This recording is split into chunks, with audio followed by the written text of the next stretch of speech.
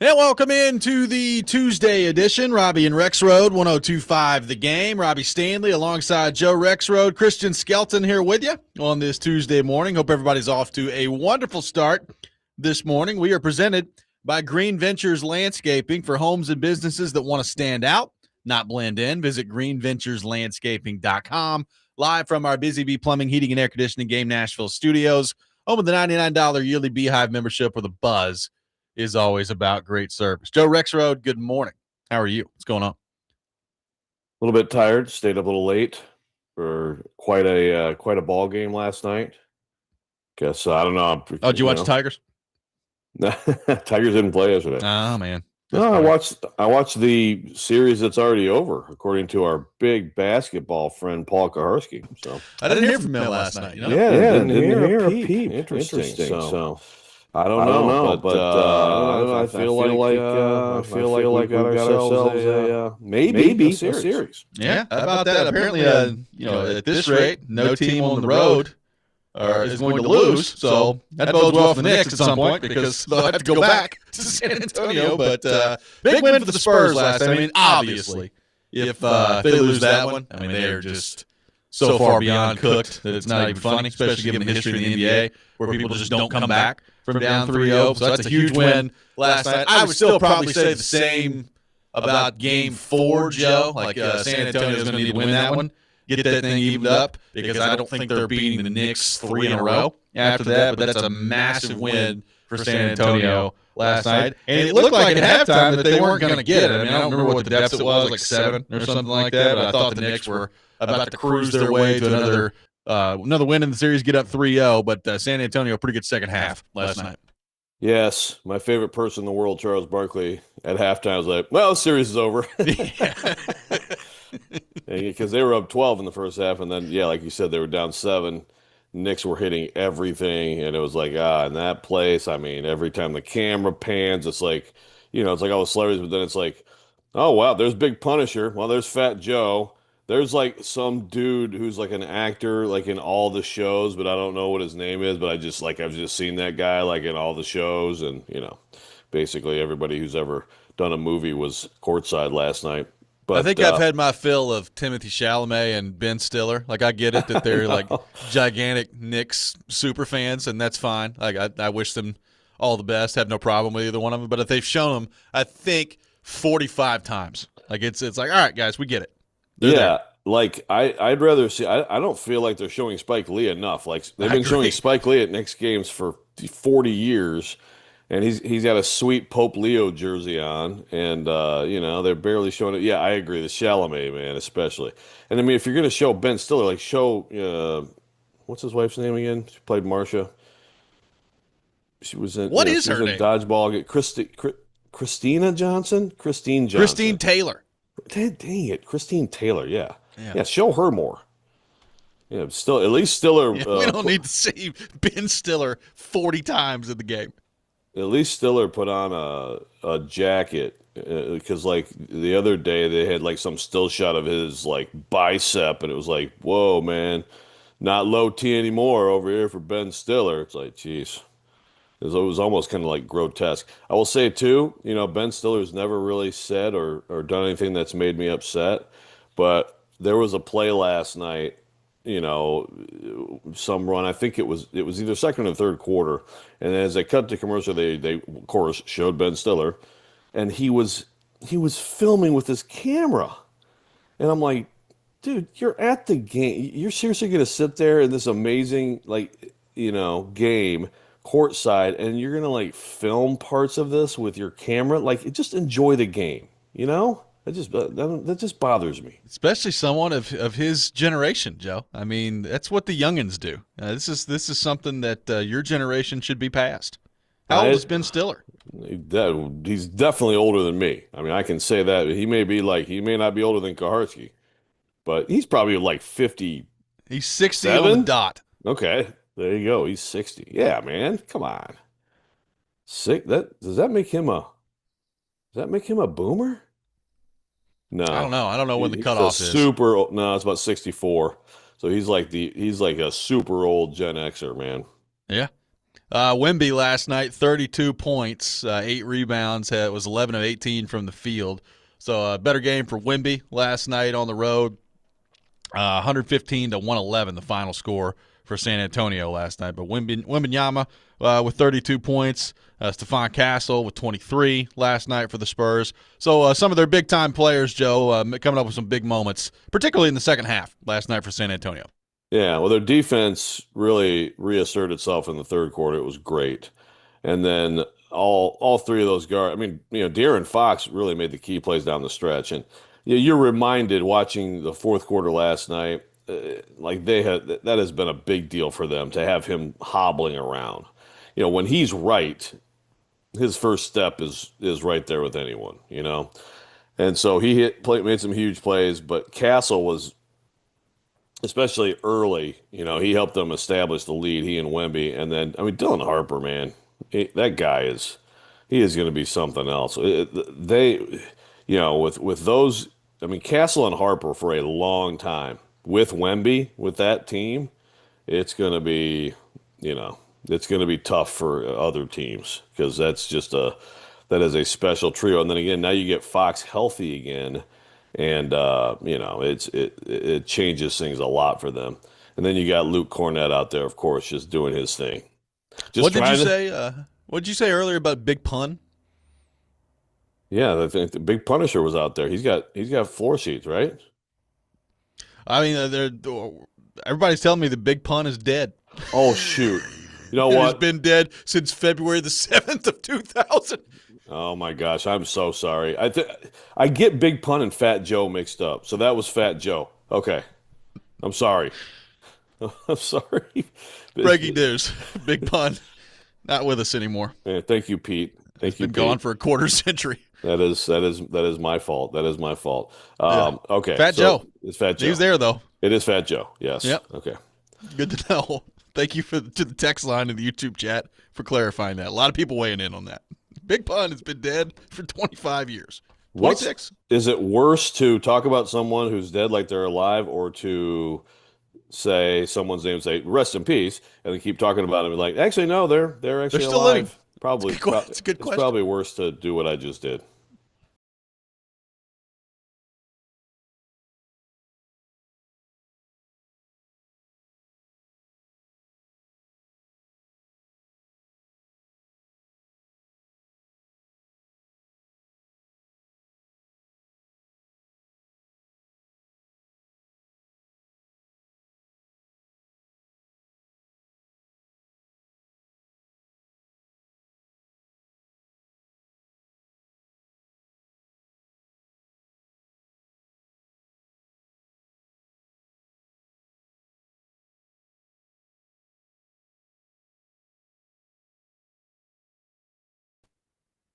That she said something to that effect, like, I mean, just imagine, like if Caroline was younger, it's like, yeah, I mean, the guy, he grabbed a bag real fast. I think it'd be a little different trying to grab a child, Probably. but no, hey, absolutely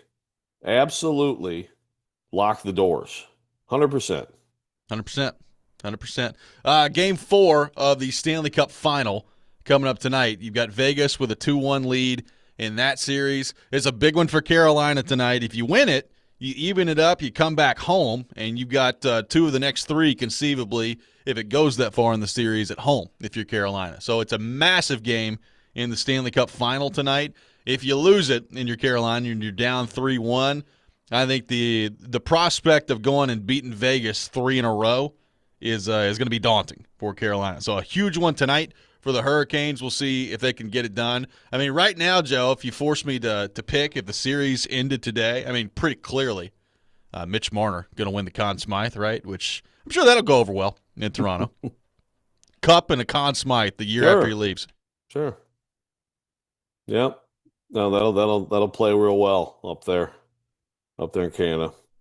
Sure it will. So we'll see what happens on that front tonight in Game 4 of the Stanley Cup Final. But bold prediction. You heard it here first. It's 6:10 in the morning, Joe. Carolina gets it done tonight. They win. That thing's 2-2 heading back to Raleigh. I think so too, and I definitely hope so because with both of these series, I mean, I'd love to see them go deep, and it's both of these road teams and these game fours. Yeah, you've got to have it. Different deal. You got the Spurs with momentum, and I think they're dangerous. But the Canes, it's just like, yeah, you've had this extra time to think about this game that looked over, and then it's like, there's no way you're losing this game now when you come back from 4-0, but then you do. So what's the response to that?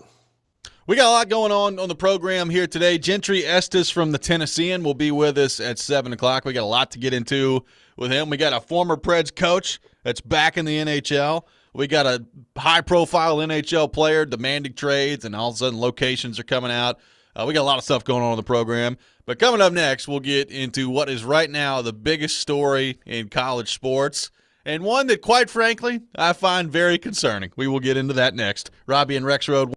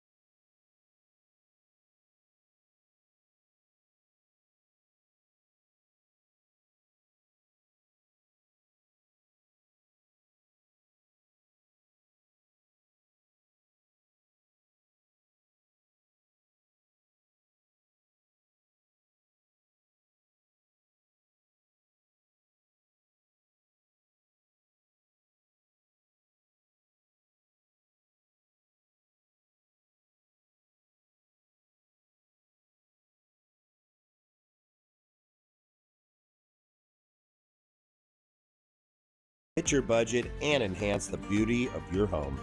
Find out why thousands of Middle Tennessee homeowners have chosen All Four Seasons, a family-owned business you can trust. Call us today to get started. Acura's all-new ADX, a compact SUV that isn't just built for one thing, it's precision crafted for everything. To escape the grind with available all-wheel drive. To go with your flow with available Google built-in. Hey Google, turn it up. Okay, turning up the volume. And crafted to be heard with an available Bang & Olufsen premium sound system. The all-new Acura ADX, crafted to match your energy. Acura, precision crafted performance. Take your vibes on go. Google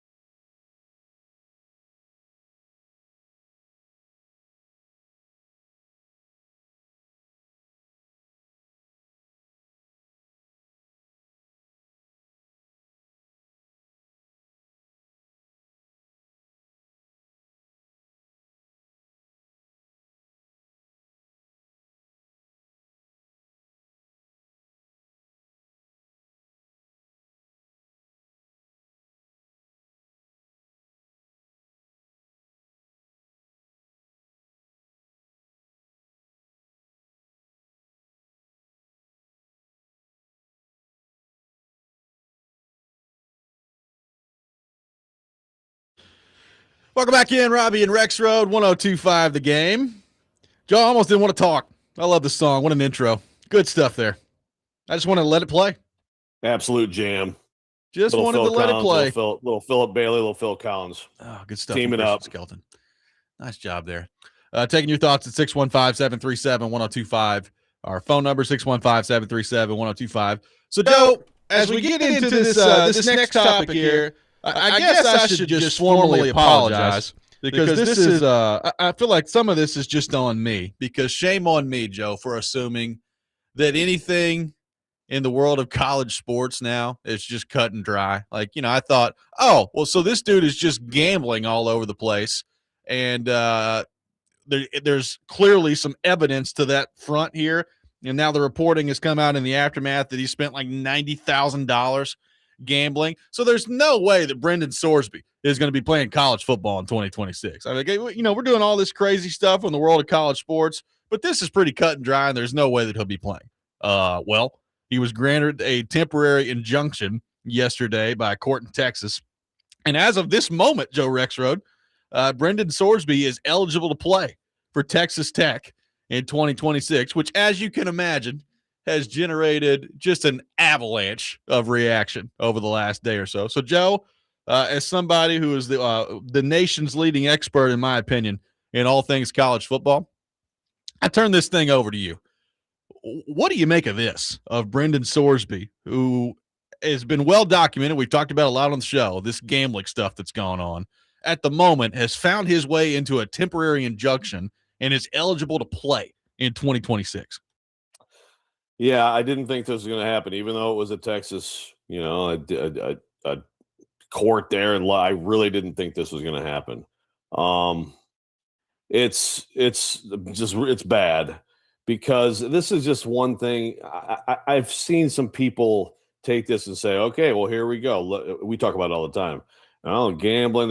Everybody's got a gambling ad in all these games, and everybody's ESPN. Everybody's got a gambling app, and it's all we talk about. There's shows devoted to the odds and the lines and all this stuff and prop bets. And so now people are gonna clutch their pearls. And I understand the sentiment there, but this is just a very simple thing in any sports league, right?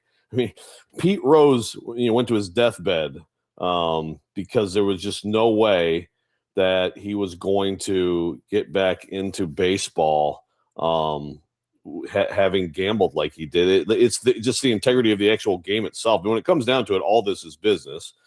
College sports has been big business for a long time, and it's no different from any pro league in some ways. Now, of course, now it's more and more like pro leagues. But if you, beyond like the damage, when you think about like how young people look at this, it reminds me, Robby, of you go back to the late 90s, early 2000s, where to me it was like, well, this is just a one big ad for, hey, kid, you should do steroids, in Major League Baseball, before that finally got cleaned up. But you think about, if you're a young person looking at this, I mean, there's no consequence for gambling. But the integrity of the game it's very simple. In any league that wants to be taken seriously and not taken as if it's pro wrestling, if you gamble on these things, you're out. It's simple. And again, so this is a league thing. This is a sport thing. I think it's very obvious, very clear, and this is bad for college football. I mean, this is bad.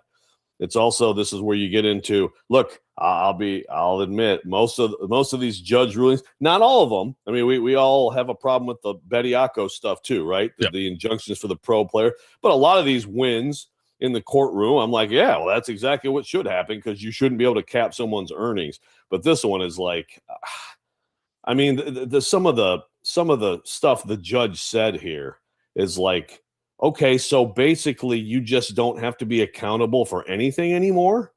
Like, you can just say, well, I mean, again, like, they're taking money away from him, sure, but also, like this mental health stuff, which I do believe he has a real problem. Obviously, he went to address it. He also went to address it when he got caught. Yeah, right? I mean, I have no sympathy for that at all. He went to people, and I heard Unsportsmanlike talking about this too, and I get it. Like, I don't necessarily want to be insensitive, but frankly, I don't care. He's not going to get treatment for gambling because he thinks he's got some big problem. He's going to get treatment for gambling because he got caught and was trying to mitigate the punishment. That's what it is. So you don't really get any points with me when that's the way you're handling things. I'm sorry. And that may not be the politically correct thing to say in today's day and age, but that's what it is. Brendan Sorsby went to go get help for gambling because he knew he was about to get nailed by it and was trying to mitigate the punishment as much as he could. And there's been a lot written about this. Obviously a lot of angry words written about this, all over the place. And I've tried to read everything. And I thought that Nicole Auerbach had, friend of the show, Nicole Auerbach had a really good point that I didn't think anybody else made. But, it's like this is like trivializing mental health, in a way. Yes. There are serious concerns. And look, he may not believe it, but he does have a problem. So hopefully, like, beyond all this, like, he has figured that out, or people around him have figured it out for him. Because there's no question when you read through this stuff, like, this is not just some kid on a sports app. I mean, it is a problem. But yeah, this treatment of it and this lawyering up on his side to get eligible or to get reinstated, it's totally disingenuous. And it really does almost mock the whole idea. And again, it's like, so I think it was Blake Topmeyer's like, well, I guess Cam Ward, Cam Ward and Big Pun. I apologize to both of you today. Go back to Cam Newton. He's like, Cam Newton in the laptop. He should have just said he's a kleptomaniac. Yeah. I can't help. I need help. I mean, it's garbage. So that part of it is problematic. And again, it's just as simple as, like, if you want your sport to be taken seriously, and there are people, that are allowed to gamble on it and gamble on their team. And by the way, I didn't realize this. I had missed this. I think it was ESPN that reported this. One of his bets on Indiana was the quarterback under yardage, which again is probably just like he just thought that was going to happen. But think about that. He's on the team and he is putting money on under passing yards for the Indiana quarterback. I mean, just think about that prop bet and think about all the ways this could be a huge problem, Yeah. So it's not, so people who, and I've seen some really smart people who are just like, oh yeah, the gambling apps and all this. No, yes, of course there's a conflict. And every time we complain about gambling, you can bring that up, but like, this is still something different. It's just like, if you want to have a sports league that, that is taken seriously, then of course there's no way that this could be allowed. Of course not. I mean, I really didn't think we'd be talking about this. Well, I want to read just like an opening paragraph from Matt Baker from The Athletic that I think sums this thing up pretty well. Quote, as court rulings across the country whittled away the NCAA's power and rule book, gambling was a red line that seemed uncrossable. The possibility of participants betting on their games and potentially swaying outcomes was too integral to the integrity of college sports to earn leniency. Not anymore. I mean, that's kind of the way that it sums up here.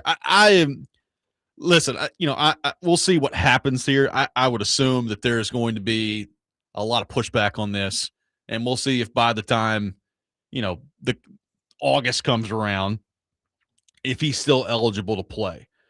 And, keeping in mind in this, he's got to sit out 2 games, I think is what the ruling is. So 2 games he's got to sit out. So he's going to miss like the Abilene Christian game. So congrats. Yeah, against Abilene Bible School. Yeah, congrats. So there's that.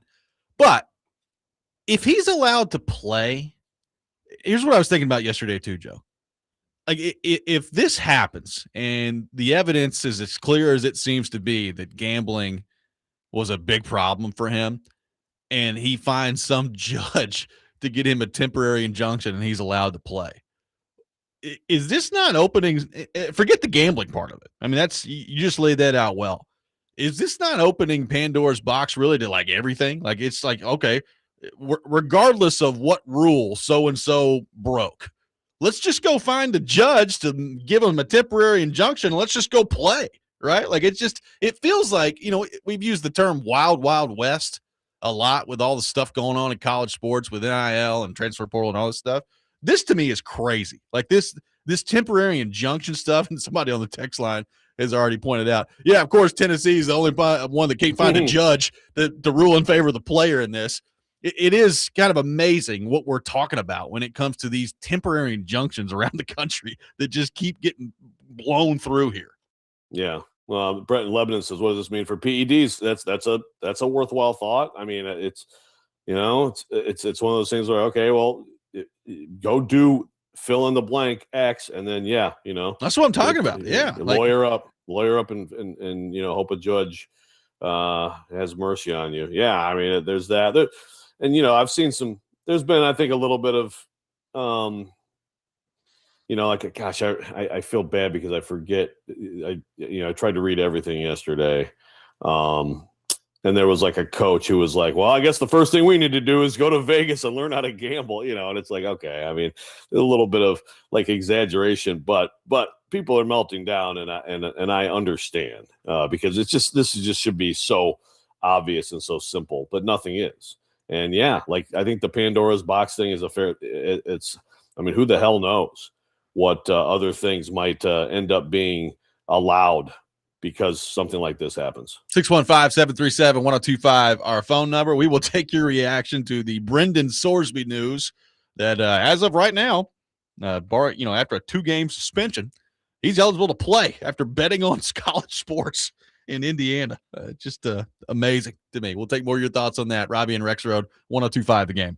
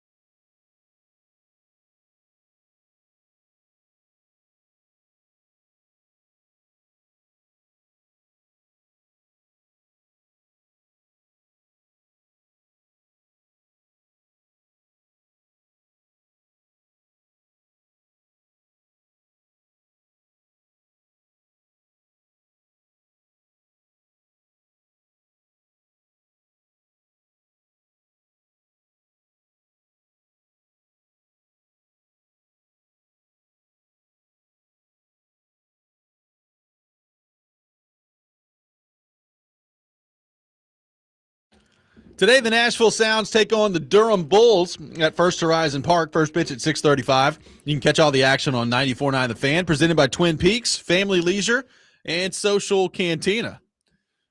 Joe, I watched Bull Durham the other night, which features the Durham Bulls. It's good stuff. Yes. I got to watch that soon. It's been a while for me, man. Me too. But I was reminded the other night of how good of a movie that is. Good stuff. Absolutely, man. Great film. Great film.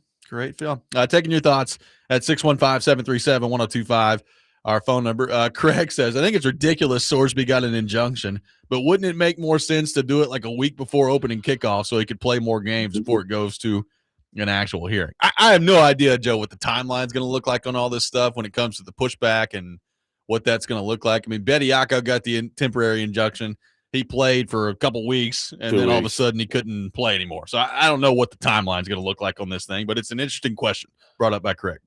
Yeah, and so I don't know. I have not seen – there's no timeline at this point on, like, the next phase of the NCAA appeal, which, of course, they submitted, in emergency fashion yesterday. I know people are already – well, I think they tweeted it both. Well, they wouldn't have tweeted both of us. You're not on Twitter, but someone tweeted me like, hey, look, here are the judges, the district court judges. They're all Texas Tech grads, whatever. But right. like this is not – I mean, I'm sorry, man, but Texas Tech needs to seriously – I saw Cody Campbell, out there like, well, this is a symptom of the problem. And, I'm trying to fix – shut up, man. You guys didn't have to support this. Yeah. I understand you got screwed. It's a tough deal, man. It's a tough deal. You put all this money into this year's football team, including $5-6 million to him. And then this comes down and it's like, oh my God, all of it, it's just going to go up in smoke this year. It's going to be a bad team. I get it. But think about like the big picture of this. You cannot possibly try to look at anybody with a straight face and say that you're for like fixing the game if you're actually going to support him and let him play. And I'll tell you, a big thing about this, and I don't know where it goes, Robbie, but like Jay in Clarksville says, the NCAA is essentially made up of colleges and their presidents. If they really wanted to, they could all get together and forfeit all of Texas. Well, he means Texas games, or enforce penalties some other way. But nobody wants to be the bad guy because it might be them facing the same scrutiny one day. It's a mutual protection racket disguised as governance. I mean, I agree with that partially, Jay, but the thing is, you have contracts in place. You have television contracts in place now. The Big Ten is already talking about, well, first of all, Georgia immediately came out yesterday and said, do not schedule Texas Tech in any games, in any sports. So any school can do that that's not in their league, right? Yeah. Big Ten is now they're banding together and they're going to announce, they will not play Texas Tech. There's supposed to be a big announcement real soon about this huge blue blood series, Texas Tech, and the speculation is that it's USC, which would be spiked because of this. Yeah. Now the Big 12 schools are talking. I mean, this is an interesting situation for Brett Yormark, the Big 12 commissioner, who's almost as much of a goofball as Tony Petitti. Yeah, and if you remember, early in the Petitti days, he had this weird situation where it's like, an NCAA investigation would take forever. Everybody's watching Michigan football win in real time while we're finding out about Connor Stallions going all over the country with his scouting team, totally just annihilating the rules, and he stepped in and, he suspended Harbaugh. I mean, again, some people Michigan people were appalled he overstepped. Everybody else was appalled that he didn't do more. But can Brett Yormark do something? Is there something that can be done with the television money, and these schools are refusing to play? I don't see how that could work, but people are talking about it. Like, how do you make that work with the money, with the TV contracts, to not play like Texas Tech this year? It's hard for me to imagine that's actually a thing. The other stuff outside the Big 12, I'm glad to see it. Good. I mean, like, put as much pressure on them from every angle as you can until someone decides to react with some sanity. Yeah, I mean, I heard Jake Lyman talking about this yesterday, and I agree with him. I understand that some of it's not living in the reality of college sports, and just, I mean, these people are out for themselves, and that's what it is. And I get that. So I understand all that. But I do wonder, like, at what point do you look at Texas Tech in this and you just say, this is your fault? Like, you can go get a judge and you can get whatever injunction you want to get, But at the end of the day, if you don't allow him to play for your team, then he's not going to play. So, like, at some point, you look at Texas Tech at this and you say, you know what? This is on you just as much as it is on him. And I understand, like, you know, asking Texas Tech to take some moral high ground here in today's landscape of college football is probably not living in reality. But I do wonder how far are we going to go with all this stuff? You know, like, does it not matter at some point to uphold some sort of standard for yourself, for your program at all? Does it not matter at all? It's a great question. It really, this is one of those moments where it's like, look, man, maybe you take an L this year and you're just not very good, so that you're not like the absolute pariah of college athlete. That's the funny thing is Texas Tech has already kind of gotten there, right? By going out and doubling everybody's pay and stealing, athletes from different teams. Like, they've already become this bad guy in college athletics. But this is just too far. And you're right. When it comes down to it, they could stop this. I mean, Cody Campbell, seriously, it's incredible. And I've been supportive of some of his stuff just in terms of, I mean, do I think it's self-serving? Yes. But also, like, I mean, some of his ideas, it's like, well, I don't know. Maybe there is something to this in terms of trying to stand up to the Big Ten and the SEC and whatever may be coming. But this is just a joke on his part and on their part. And he does represent all of it. And so for him to sit there and say, well, I mean, this is just what it is, guys. This is the problem. No, you guys can fix this. You guys can fix this. And maybe others can too. And, there is Robby, I don't often cite Mike Florio in a positive way, but he tweeted this. He said, quote, "It's fine if you disagree with today's ruling in the Brendan Sorsby case, but the solution isn't a new federal law giving the NCAA the antitrust exemption it craves. It's collective bargaining with the players treated as employees and the employees represented by a union." End quote. And then someone tweeted at him, "Stick to pro football," and then he tweeted back, "Stick it up your ass." And then that guy said, and then that guy said to him, "Oh, you forgot to switch to your burner," which I thought was a hilarious. See, this is what you're missing getting on Twitter, Robby. You're missing this, man. But no, look, maybe I'm too sunshiny in general, okay? But a guy roused me at the gas station. "Hey, thanks for the lesson in life, buddy." Thanks for returning my laptop to me, bud. Appreciate it. Hey, that's great. You know what? The laptop got a little ride. Well, it's good for the laptop. But I do look at this, and maybe this is the thing. Maybe this is the thing that pushes everybody like, guys, we better figure out a way that we can have rules. Because, again, this is all pro sports, right? From any way you want to look. I mean, that's what it is. Yeah. I mean, some of the worst reactions to this, one, I'm seeing people say, "See, they shouldn't make any money. Go back to the old days." Stop it. I mean, we're not. Stop. It's a waste of time. And the second worst reaction is the Texas Tech people being like, "This is just because you guys are jealous about how good we've gotten." Yeah, that's what it is. It's just jealousy of the mighty Red Raiders. Who scored 0 points in a playoff game. Yeah. Guns drawn, guns cocked, whatever. No, it's not that. This is much bigger than that. But maybe this is the thing that's like, and there's more momentum already. There's no question there's momentum. There's momentum in the SEC beyond Danny White. He's got some people who are like, "Okay, I think you're right, Danny. Like, we got to look at this. How can we figure this out?" Because that's, again, you do that and you can set rules. And you can, and there's there's no judge that's coming in. Judges don't come in when NFL players immediately get spiked for like for betting on like some college hoops game while they're within a range of the football building. Nope, you're out, you're suspended. There's no judge coming in on that. It's your organization. They collectively bargain the rules and you enforce them. I mean, I'm sorry, but like, tell me how else you're going to do it. "Oh no, you're right. Let's wait for Washington. I'm sure it'll work out. It's going well with that bill. It's going great." Well, right now it's professional sports without any sort of rules whatsoever. I mean, you've gone way too far the other way, and it's not sustainable. Like, it cannot self-sustain that way. This is how it becomes professional sport called wrestling. Yeah, exactly. You know what the most disappointing part about all this is? Like, Brett Lebanon says, now's the perfect time for Texas to accept Texas Tech's week 1 offer. I mean, last week, Sark, this got buried, but I saw it over the weekend. Sark basically walked it back. He was on a podcast with Greg McElroy, and he was talking about, he said, "There's some things that I've said that I probably could have said better, But what I was getting at was the inequity in the scheduling. So he kind of like walked back the Texas Tech comments to a certain degree. And now here's all this other stuff's coming out. He should have just held on, you know? How weak. I know. How weak, Sark. But no, everybody's sitting there talking. It's a great point. Everybody's sitting there talking about not playing Texas Tech. Now Sark's like, yeah, we'll play without Sorsby. Let's go.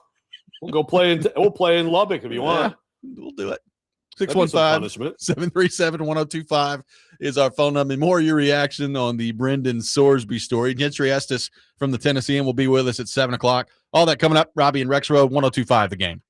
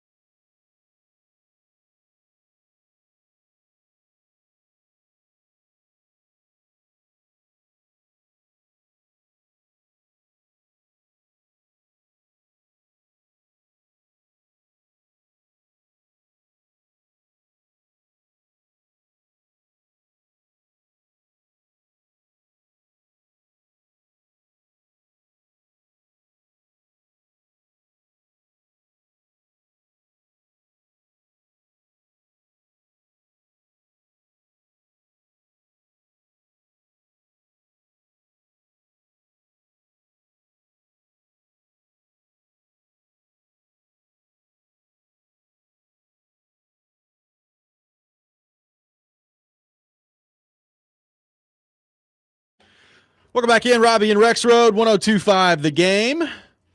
Gentry Estes from the Tennessean will be with us to begin the 7 o'clock hour. A lot of different stuff to get into with him. We'll get his take on the Sorsby news, get his thoughts on Bill Haslam, Chris McFarland, and the new era of the Predators as well. Looking forward to all that. Taking your thoughts at 615-737-1025. Joe, you've thrown out the idea of collective bargaining. We've heard Danny White talk about that for a long time, as you mentioned. An interesting question from Brandon on the YouTube chat. It says, why would the players want to do that? They only stand to lose by doing that. They have everything that they want right now. What do you make of that from Brandon? Thank you, Brandon, for bringing up something that pisses me off so much when I hear someone say it. You're not accurate with that. You're not accurate at all with that. Right now, they're getting about 20-some% of the revenues. Again, you look at models of collective bargaining, they're going to get into the 40s. Do the people at the very top lose out because there's some sort of a cap? Yes, at the very top. So we think of those very few people, and we say, why do? And Brandon's not alone. People say this all the time. The reason that they would want collective bargaining is because there's a lot of protections that come with that. There's a lot that comes. Why do pro athletes collectively bargain? You know, right. Why is it? Why wouldn't they want to? You know, now, by the way, in baseball, they collectively bargain. They have a union. They don't. They don't have salary caps. So there's different ways to do that too. But the vast majority of college athletes would benefit financially from collective bargaining. The top level, yes, you were gonna. I think that it gets very dramatic out there with coaches and ADs about this is not sustainable. We're going to go bankrupt in a year, et cetera, and then people keep finding the money, right? It keeps happening. It's amazing how that keeps happening. I do think that there's some truth to, like, if you don't slow it down, like it's for some places, it's going to become very hard to keep up. And the players, there's a lot that comes with being in some sort of a collective bargaining situation. That's why do any employees want a union? I mean, let me ask you that back. Why does anybody want a union? I mean, because there's a lot that comes with it that benefits you. And again, most college athletes would, or at least let me change that. College football / basketball players, yep, I think primarily would stand to benefit from that financially. Well, by the way, I mean, the money part of this, that everybody's, crying broke all of a sudden in college sports. Yeah. Like I'm sure if it continues this way, eventually it's going to affect some college football programs, college basketball programs where maybe they can't keep up in the arms race. What it's going to do before it does any of that, like before it starts to affect the football part of this and the basketball part of this, and this is what Saban's talked about, and there are a lot of things that Saban's talked about that I don't know that I necessarily buy, but I do buy this. Before it starts affecting football and basketball and your arms race and that, it's going to affect all the other sports. I mean, you're just going to lose out. People are going to look at their, whatever program, whatever it is, water polo or whatever, and they're going to say, no more. We're not doing that anymore. We'll just disband all that. I mean, that's kind of the battle you're fighting here. Is you're trying to find some way in the midst of all this, knowing that football and basketball are the two main drivers of the money, Joe, for most people. You're trying to find some way in all this to find a way to pay the players, find some sort of transfer portal limitation that doesn't, you can't just leave 55 times throughout all this, and also find a way to make sure that your Olympic sports and sports that are non-revenue sports don't die in the process. Like it's a lot of stuff going on at the same time. Right. So the actual unionizing, it might be confined to football, men's basketball, women's basketball, baseball, yep, or in the North, hockey, right, instead of, and then it's a different classification. Again, it's complicated. I'm not smart enough to figure it all out, but there are a lot of smart people who have a lot at stake here. Yes, I think without question, some of those programs are going to have to become club sports.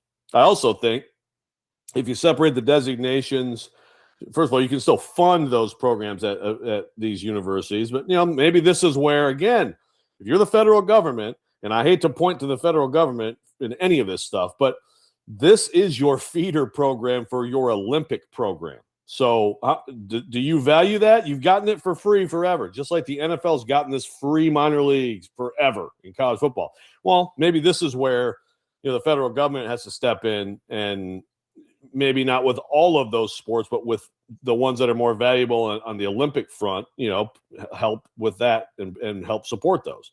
I mean, it may be something like that. But yeah, some of them are going to be sacrificed if this comes to pass. I don't think there's any question, because again, to go back to Brandon's question, ultimately there's going to be a lot more money to the athletes through collective bargaining. So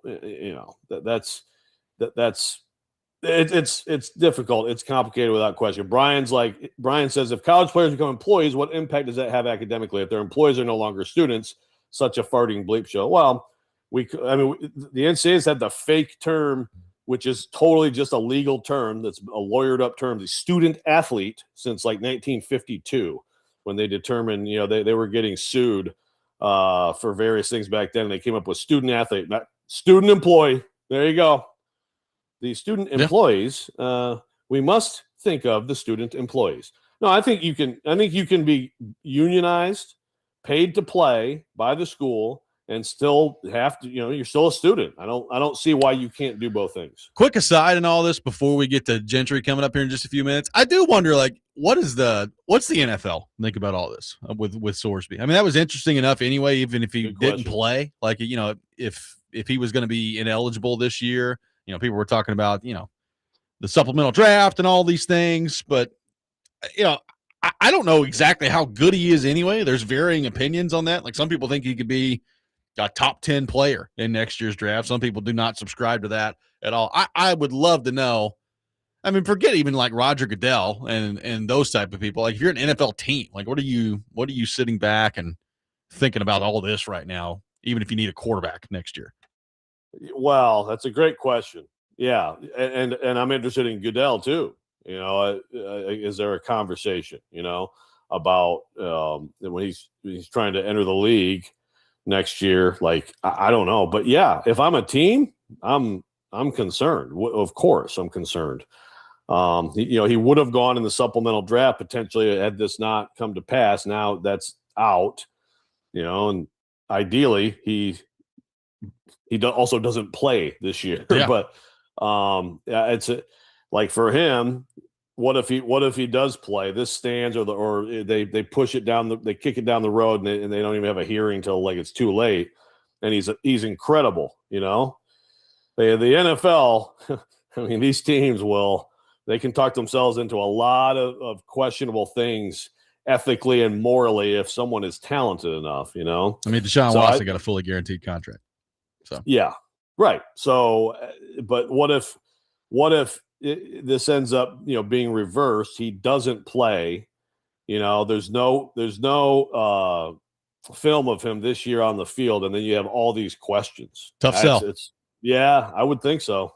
Tough sell. 615-737-1025 is our phone number. Gentry Estes from the Tennessean will be with us coming up next. You're listening to Robby and Rexrode, 1025 The Game.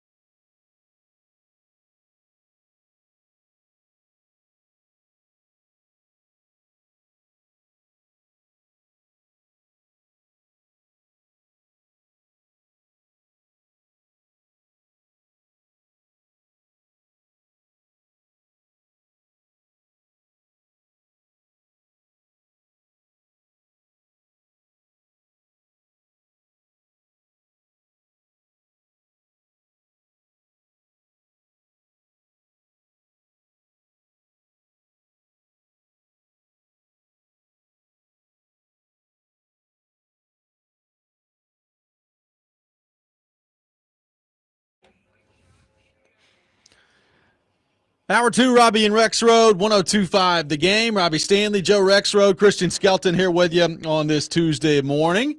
And we head to our phone line, driven by WilsonCountyHyundai.com. Welcome in our friend Gentry Estes to the program from the Tennessean. Gentry, good morning. How are you? Good morning, guys. Tough loss for the Knicks last night. I'm hanging in there. Hanging in there. I mean, they're still in a good spot. Game 4 coming up. If you get that win, then you're 3-1, and then Kuharski be doing cartwheels on the sidewalk out there. So looking forward to that.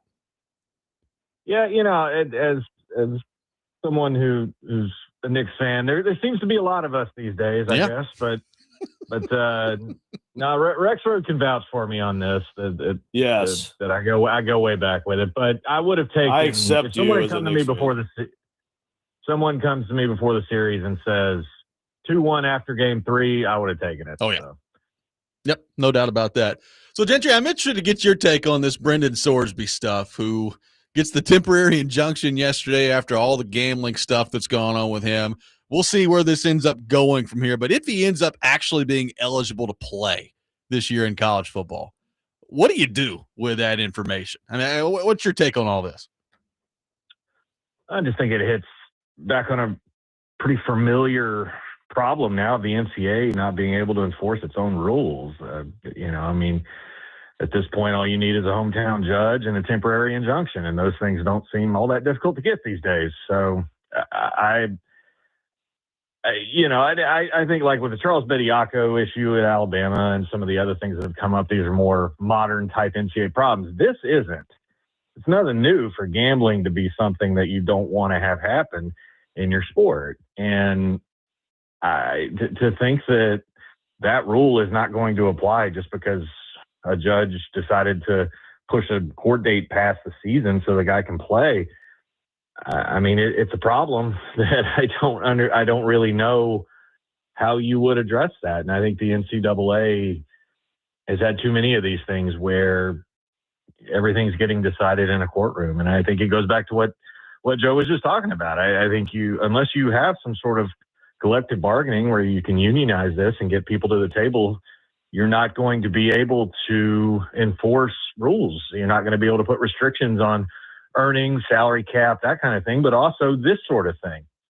And part of the ruling was for him to seek treatment and 2-game suspension. These are things the NCAA typically decides, and now you have a judge deciding it. The precedent's just awful.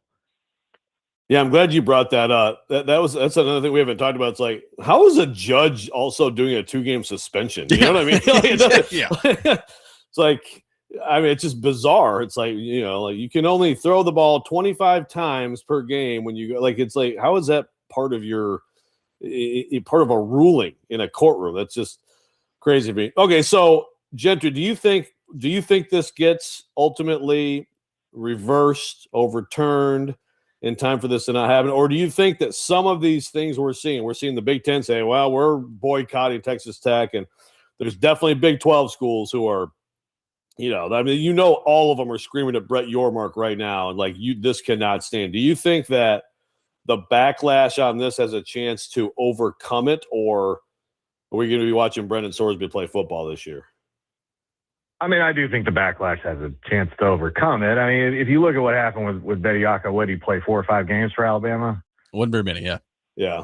Yeah, I mean, so there does seem to be a way where the NCAA could affect it, could get him off the field on appeal, but I don't know. I mean, it could get ugly though if not, because if the Big 12 decides, oh, we're just not going to play Texas Tech, or you have other sports where SEC Big Ten teams are just going to stop scheduling Texas Tech and whatever it is. Yeah, then I think it gets pretty ugly, and it really is we say this so many times now that it's just a cliche to say this is on the NCAA for a lack of the leadership for a long period of time to allow it to get to this point. But I mean, if it's chaotic like that and it gets to that point, that's just ugly for everyone. So Gentry, on the Predators, Bill Haslam goes out, identifies his top target, and the Predators come away with it. And Chris McFarland, he's hired Rob Blake, and Brian Poyle's out of the organization. It's a new day for the Nashville Predators. What, based on the press conferences, based on what you've read up and learned about Chris McFarland to this point, what do you make of the hire? What does this tell you about Bill Haslam as an owner of the Nashville Predators?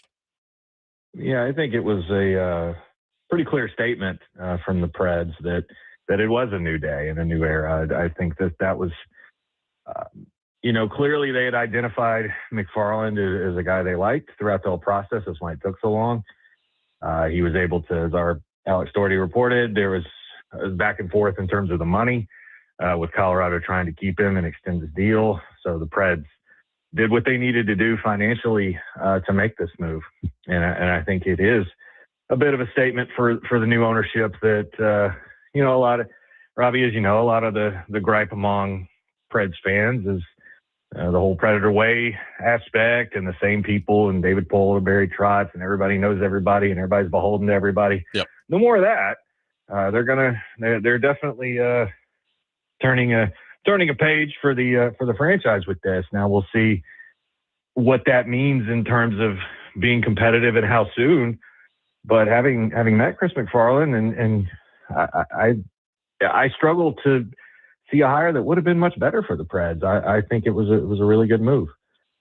What would you like to see him do here, Gentry, in this first offseason? I mean, I guess just about anybody would say if you can move March or so, that would be, that would make sense. But there are obviously different ways he could go here. I mean, he can try to make another big deal. Is it time to really shop around some of these veterans and really, kind of start a little bit more ground floor? Or, we know Stamkos is counting on, a team trying to be competitive next year. What would you like to see McFarland?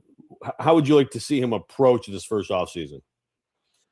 I think there's only his hands are going to be tied in some ways contractually with some of these deals and no trade clause, all that. But if he is able to move on from a Marchessault or some other or players like that, I don't believe he's going to go chase, big time veterans with the cap space or try to bring in, guys in their 30s. I do think he's going to build from the ground up a little bit in terms of younger talent and kind of going that way. It's already kind of headed that direction with the Preds, but really what you got to do is I think you need something to bridge the gap there. They have no middle class on their team. It's either guys who are too old or guys who are too young. And if you want to be competitive right away, you're going to have to build more of a middle class on this team with guys in that generation of the Tomasino, Tolvanen, the guys that the Preds have not had help them. So I don't know. Is it worth doing that for short-term success? That's the question he's going to have to make when he looks at this team. I don't think you tear it down and rebuild. I don't think that's really on the table. But if you do start moving some of the older players, I think that is an indication that you're looking a few years down the road. Gentry, it's, the College World Series is coming up. It feels weird not to be talking about one of Tennessee or Vanderbilt, much less the College World Series, even the Super Regionals. So with that in the background, how are you feeling about where both programs are going right now with Elander just completing year one and then the Tim Corbin conversation here? What do you make of kind of where both programs seem to be heading?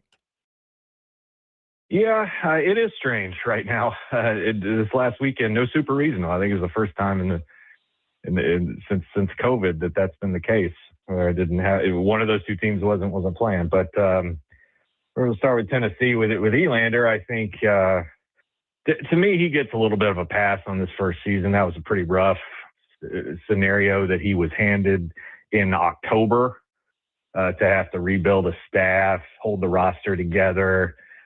Anybody who believed that Tony Vitello, a coach that good, leaving the way he did, when he did, wasn't going to affect that team's performance, that's just not realistic. So to me, I think we've yet to really see about Josh Elander. I'm going to keep an open mind there. As far as Vanderbilt, this to me it's still a good program. It's just not the elite program that it was for so many years. And I think that's become clear with Vanderbilt over the last few years. But this year kind of punched you in the face a little when they missed the tournament. And they have that 19-year run. It's now gone. I think when you're elite to the way they were, the expectations get set so high, and they've earned that over a long period of time. Tim Corbin has earned that. But it's just, I think now, Vandy, if you look at them, there aren't the superstar players. And what's interesting to me on Vanderbilt's campus, if you were to list off the star athletes on Vanderbilt's campus right now, you got to go a little ways before you get to a baseball player. Yeah.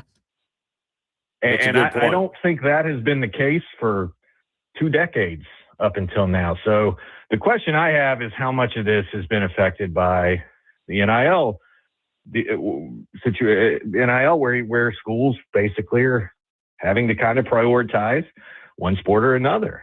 And I do wonder how much that has affected it.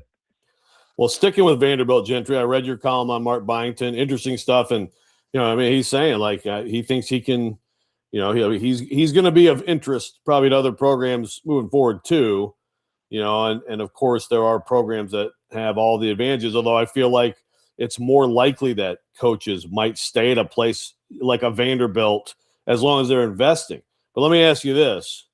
If you had to bet right now on one of these 4 coaches, football, men's, women's basketball, baseball, the next one, or the next one to win a national championship, most likely to win a national championship next, which one would you put your money on? Since we're talking about gambling today, let's have a hypothetical gambling the next situation. One to win I think I'd say Shea Ralph.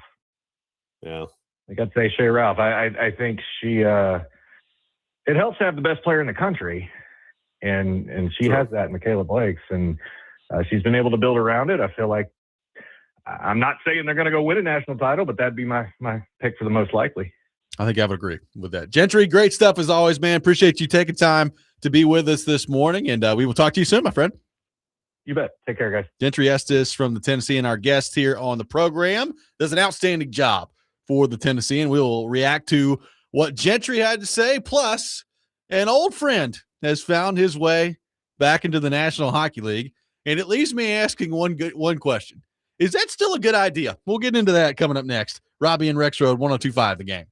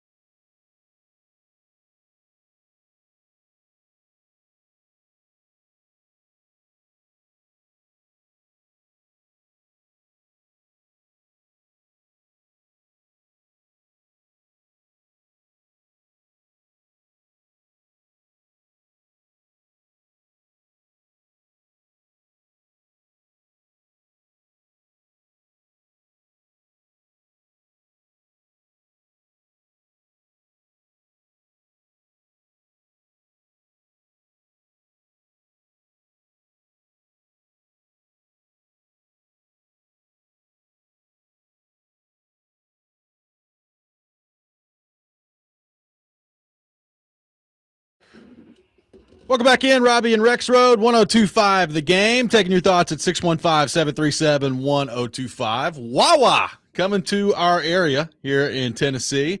They are spreading their wings, Tennessee, taking their first step toward fulfilling the lives of more customers and communities than ever before. Their first store opening in the state, coming up in Clarksville on June the 18th. So looking forward to Wawa coming to town. John, I'm a big Wawa guy. Been down there in Central Florida. Got a lot of Wawas, and I love them. It's good stuff. I'm absolutely surrounded by Wawas right now. Are you? Virginia's got a lot of Wawas. I will crush some Wawa subs. Let me tell you something, buddy. That's what I'm talking about. It's good stuff there. So looking forward to that coming up. Again, if you're looking forward to that, it's June the 18th. Wawa coming to Clarksville. So very much looking forward to that. Taking your thoughts at 615-737-1025. Let's head to our phone line. Welcome in Nate in Columbia to the program. Nate, good morning. Thank you for calling in. What's up, guys? What's up? I might be overthinking this, but when it comes to the college football playoff, again, let's get this hypothetical gambling started again. If Texas Tech made the playoffs with Sorsby playing all year, would the playoff committee take into account all the stuff that's happened, or do they just look strictly on the field and don't care about anything else? It's a good question. Thank you, Nate. A couple of things on that, Joe. I mean, if they win the Big 12, they're going to get in. So if he's in and they win the Big 12, then they're going to get in the playoff. If it's an at-large thing, I mean, I guess that could be interesting. Their job is to look at what's happened on the field and not really factor in, courtroom stuff. But it would be an interesting conversation. I guarantee it'd be brought up by people. It's a good thing to bring up by Nate. And actually, I saw Josh Pate tweeted this yesterday that he talked to somebody or some buddies and got the sense that they would not. This wouldn't affect it, and that's how it should be. I don't think that's the place to look. I agree. I think now we talked earlier about the boycott. Friend of the show, Scott Doctorman, he had a piece. A couple people combined on this piece about the Big Ten. Basically boycotting Texas Tech. He brought up a point. What if the Big Ten does that to the whole Big 12 and says we're not playing your league until you figure this out? I don't think I'm for all that stuff.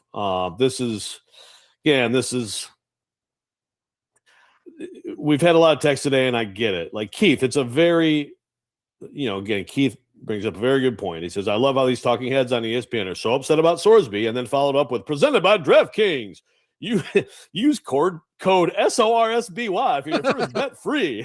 No, I did it. You're absolutely right. It's ridiculous. But again, let's remember that it's the same thing for the pro sports leagues, right? Like gambling is everywhere. And we've been on this show, on our station. Everybody is complicit, okay? But still, in the NFL, put $5 on the under in a college basketball game while near your building and you're suspended, okay? So it's totally fair to bring it up. It is utterly ridiculous. You can bring this up over and over again in sports now. Do I tell this story? Oh, God, I've told this story so many times. Quickly, I'll tell this story.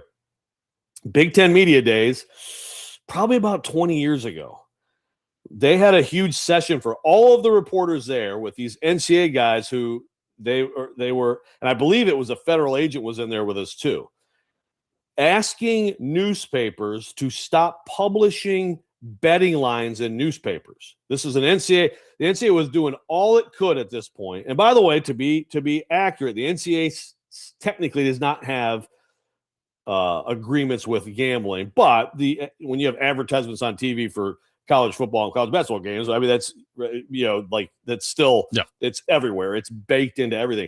20 years ago, they were doing all they could to try to get gambling out of everything, including that, asking newspapers, because yes, there were still print editions that people cared about, to stop publishing the betting lines in the game so we could stop ever talking about this team's a 3-point favorite, all that stuff. Please stop. You're contributing to gambling, okay? 20 years later, look at where we are. Ultimately, the money wins out. The money always wins out. Yep. But again, the whole point here is you can have that. You can have this ridiculous conflict of interest, and we can all look at it and understand how hypocritical everybody is. But still, if you want your sports league to be taken seriously as like they're actually playing, like, yeah, people in every league have this, oh, the league is fixing it, but most people roll their eyes. That's stupid. Well, if this is allowed to take place, and it's basically now confirmed that you can gamble and participate and gamble on your own team, participate. Okay, well, now then that's how it becomes pro wrestling. Let's head back to our phone line. Welcome in Mark in Nashville to the program. Mark, good morning. Thank you for calling in. Hey, good morning, Joe. Good morning, Robby. Morning. Yeah, how y'all doing, man? Hey, Joe, you make a valid point about what you're saying, man. Joe, I kind of knew that he was going to get it ruled in his favor. I mean, the judge is from Lubbock. He took the bag, Joe. Let's just call the judge out. Judge took the bag. He made it happen for him. That's not right, Joe. I mean, I don't blame teams if they boycott. I don't blame teams if they say they don't want to play Texas Tech. The coach is going to probably lose a lot of respect. Respect he'll never get back, Joe. He's been all in with Sorsby, and really when he should have got as far away from him as he could, man, and try to go with somebody else if he could at quarterback. I would have detached myself away from that. And evidently they didn't vet this guy. The term y'all use, vetting. They didn't really vet this guy the way that they should have. Am I right, Joe? Am I right, Joe? I guess, I mean, it's working out nicely for them right now, so I don't know. Yeah, I mean, it is, Robby. I mean, look, let's just look. Judge is good. He's got his retirement in place. He took the bag, man. It's just, like I said, call it like we see it. But they didn't check this out. Robby, I told you all several weeks ago, if he betted on Cincinnati, that was the key. Betting is wrong anyway, even with Indiana or whatnot. But even if he betted on Cincinnati, that should have closed the door for good with him. And it came out that he did bet on Cincinnati games. I mean, problem or not, he shouldn't be playing. He should have just stayed quiet, maybe getting a supplemental draft, whatever, whatnot. But I mean, I don't like it. It's really going to open up a can of a big can to where a lot of people are going to try this and think they can get away with it. Yep. Hey, Joe, Robby, y'all have a good day, man. Thank you, Mark. Break. Good stuff there. I mean, it's I think he was about to tell us what his breakfast was. I hope it's chitlins, Mark. I hope so, too. Let us know next time. I hope so, too. You kind of cut out there, but that's okay. 615-737-1025, our phone number. We will get into some news in the NHL from yesterday on a couple of different fronts. Interested to see particularly how one of them goes. We'll get into that coming up next. Robby and Rexrode, 1025 The Game.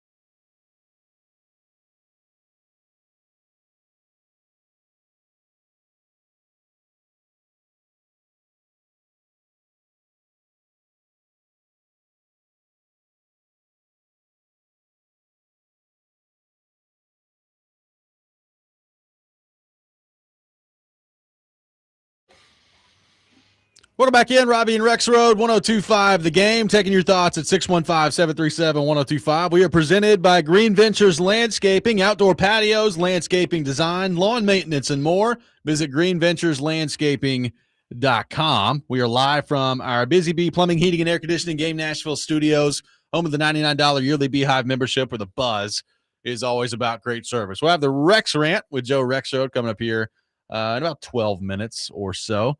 Joe, some news in the NHL yesterday. An old friend is back in the National Hockey League. Peter Laviolette being hired as the new head coach of the Los Angeles Kings. So Lavi did not coach this past year after being fired by the Rangers in April of 2025. Takes the year off, and now he is back in the National Hockey League as head coach of the Kings. So my question for you, Joe, is pretty simple on this front. Obviously, if you look through his history, he has been a very good head coach. He's in the top 10 in the history of the league in wins. He's won a Stanley Cup in Carolina. He's taken 3 different organizations to the Stanley Cup final.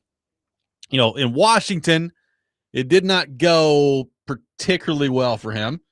And then he won a President's Trophy with the Rangers.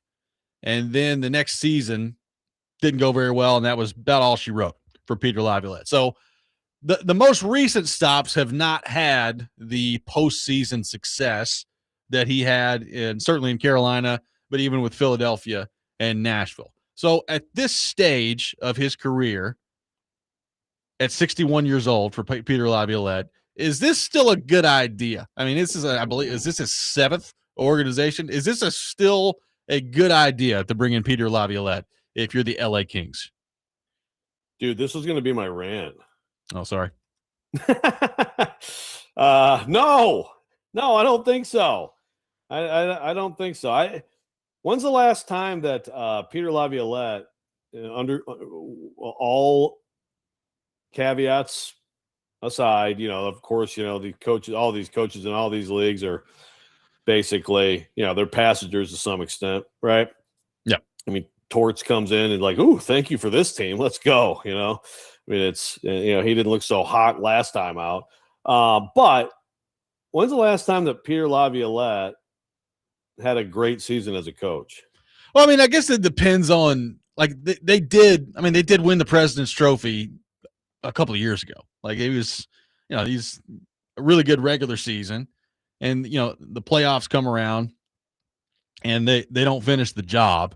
And then the next year they missed the playoffs.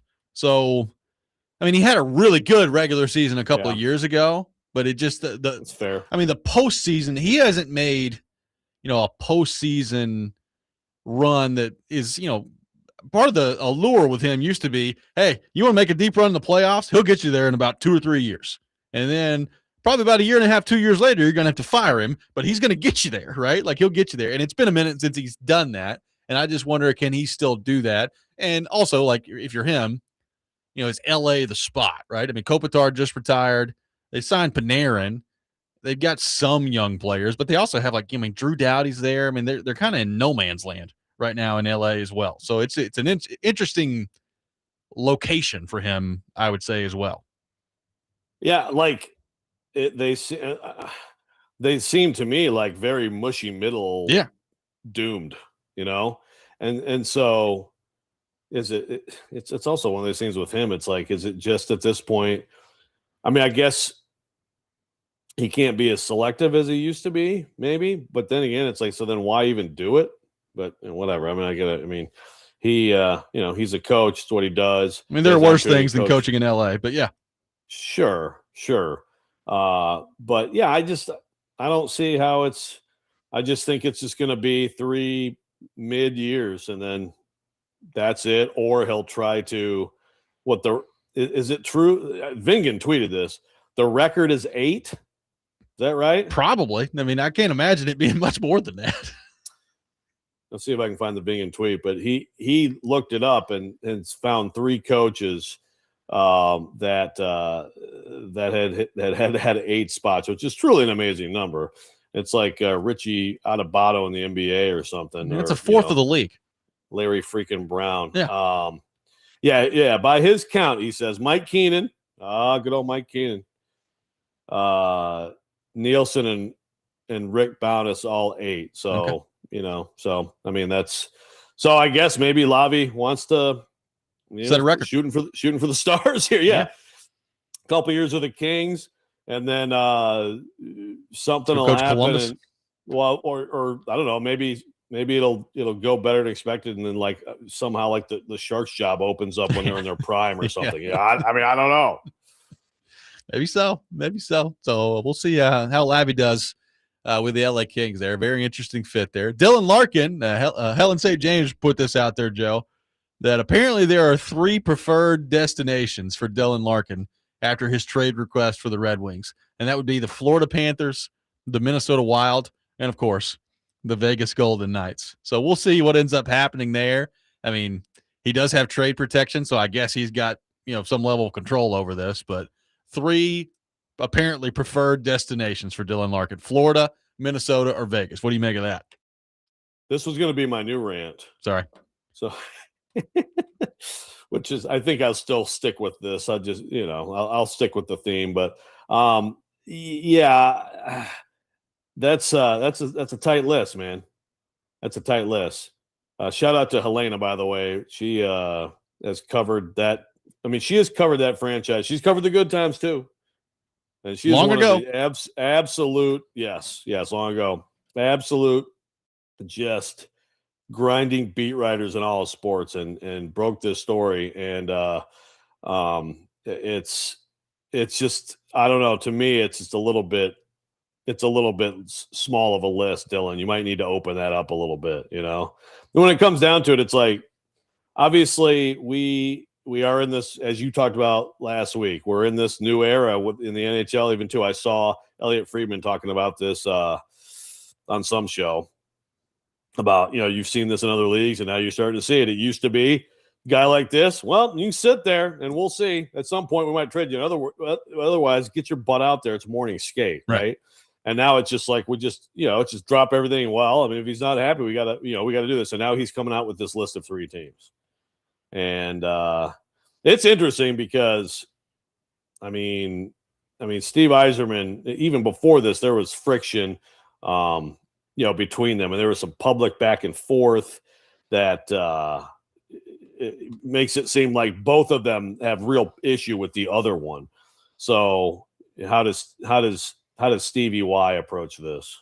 Speaking of Red Wings from long ago, at a risk of ruining a third rant topic for you, we'll see how it goes. It looks like Mike Babcock may end up getting hired by the Edmonton Oilers. That'd be okay. Okay. When's the last time he coached? Yeah, I mean, it's been a minute, man. It's been, look, he's a great coach. Apparently, toward the end of his tenure, particularly in Toronto, did some things with players that they did not appreciate. Players hated him. I mean, Mike Commodore, if you ever seen him talk about Mike Babcock, it's incredible, some of the things that he'll say. But yeah, coached since 2020. So that's a long time ago at this point. Yeah, it's not something I ever would have guessed would happen. But this league is, we're talking about Lavi on Team 7, and the recycle instinct of this league. It's like the whole league basically thinks there's only like about 30 people in the world that can coach a hockey team at any time in human existence. Like there's really nobody out there who might be better than a Mike Babcock. Yeah. Like, I understand the Quenneville thing, and despite all the stuff with Cal Beach and all that stuff, like, I get that. Like, he is a coach that, based on what he's done as a coach, a team would want to hire him, right? Yes. But, like, again, you're talking, yes, hey, Babcock, great job winning that last Stanley Cup for my Red Wings. That was 18 freaking years ago, man. It was a long time ago. It's really, this league is so like more than any other league, not just the firing of coaches, but then making sure that the next guy they hire is someone who's had at least 3 head coaching jobs previously. I mean, I have to read that as like McDavid and Draisaitl have to have some level of involvement in that, right? Like if you're Edmonton and you're trying like mad to convince McDavid to hang around longer than the next 2 years. I mean, ultimately it's going to come down to whether or not you can win. But aren't you with a guy like that, especially involving him in the coaching hire? I mean, you're at least not hiring Mike Babcock if he doesn't have the approval of McDavid and Draisaitl, right? I wouldn't think so. But, like, those guys are like, man, really heard some great things about him in Toronto. Let's bring this guy in. Yeah. This guy won big 18 years ago, and everyone hates his guts. Bring him on, says 97. It's going to be interesting. Someone pulled the talk string on 97. Mike Babcock. I don't know. He's just laying the groundwork for, his graceful exit from Edmonton and coming to Nashville. Exactly. Babcock likes country music. He can give you a cowboy hat and you come to Nashville, Connor. There you go. 615-737-1025, our phone number. I ran into Mike Babcock several times at the Hilton Hotel coming out of like the plaza on the way to the arena. There was a group of Red Wings fans out there one time that thought I was a player and started asking for my autograph. I was like, hey, guys, you'll be extremely disappointed if I do this. So you don't want that. Wow. Extremely. Was he verbally abusing anyone? Not at the time, but, I only caught him for part of the walk, so who knows? The Rex Rant with Joe Rexrode coming up next. We'll see if he has anything to rant about since I stole all of his ideas. Robby and Rexrode, 102.5 The Game.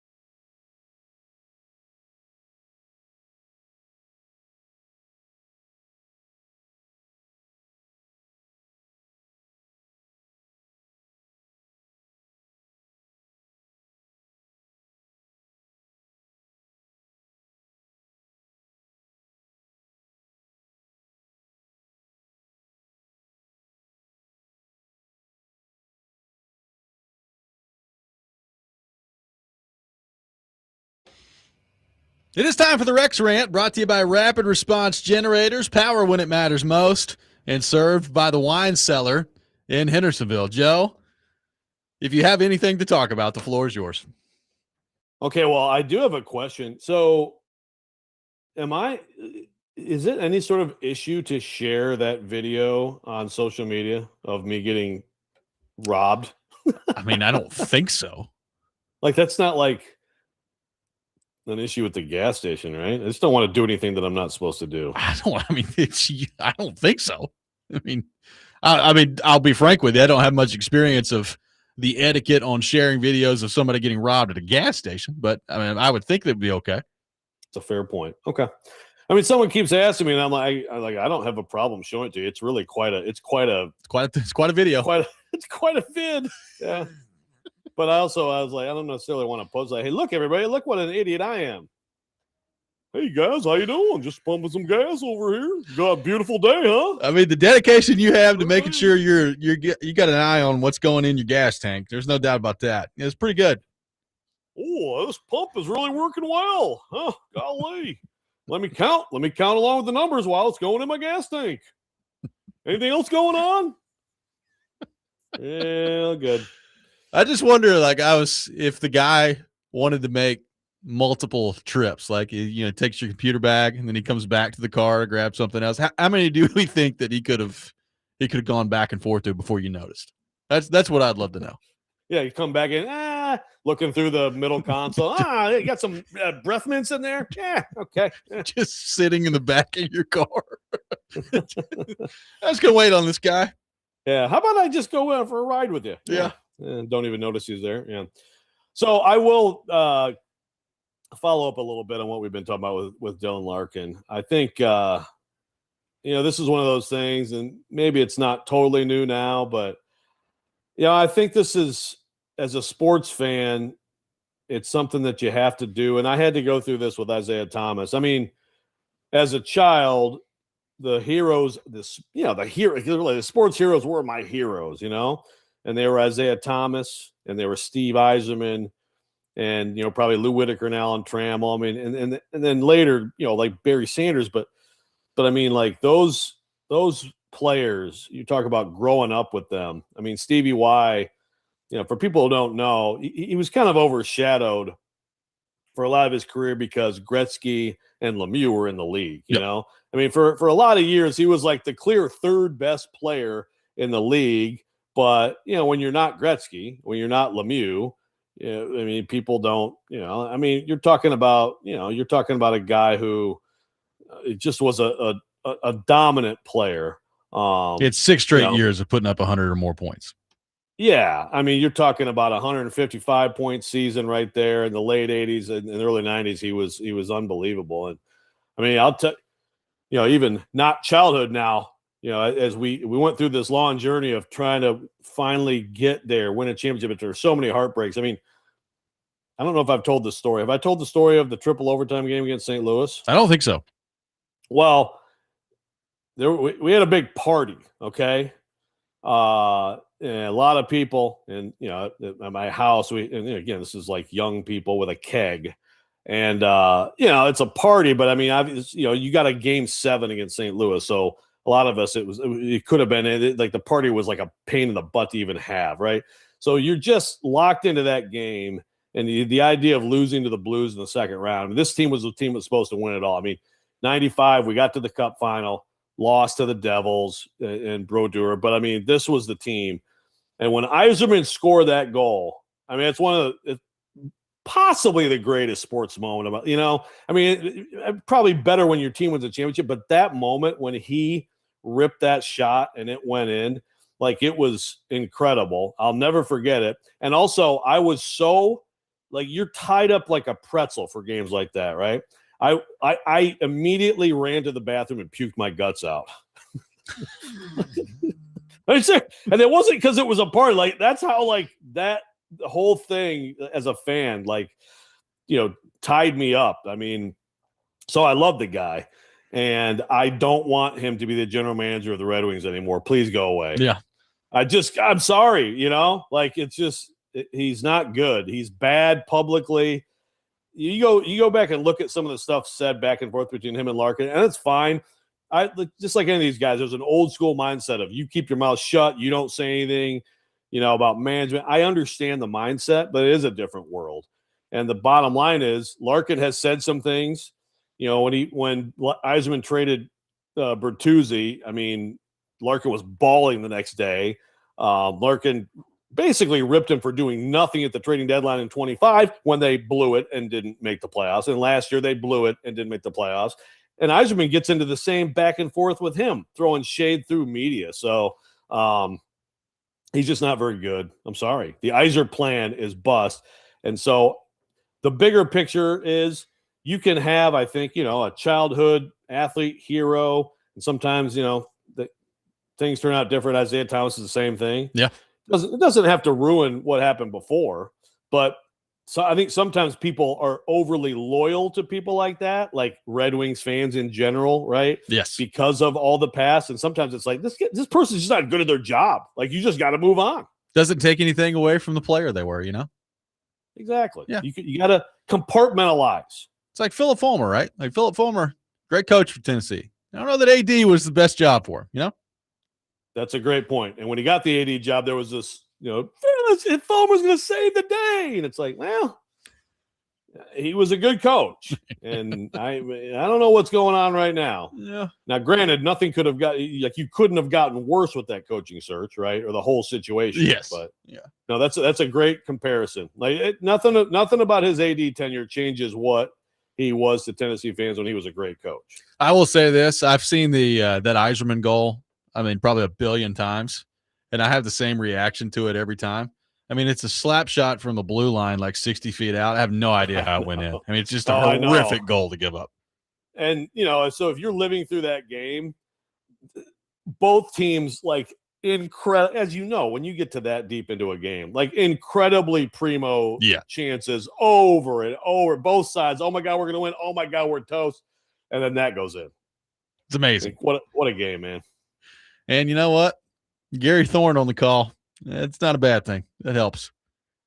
That's right. Oh, man. One of his most iconic ones. No doubt. 615-737-1025. Our phone number, 615-737-1025. We'll get into the Titans, Cam Ward, and a disaster scenario that Rexrode is going to throw out there. The Titans fans, I don't think are going to like at all. But, man, I'm looking forward to the conversation. We'll get into that. Robby and Rexrode, 1025 The Game.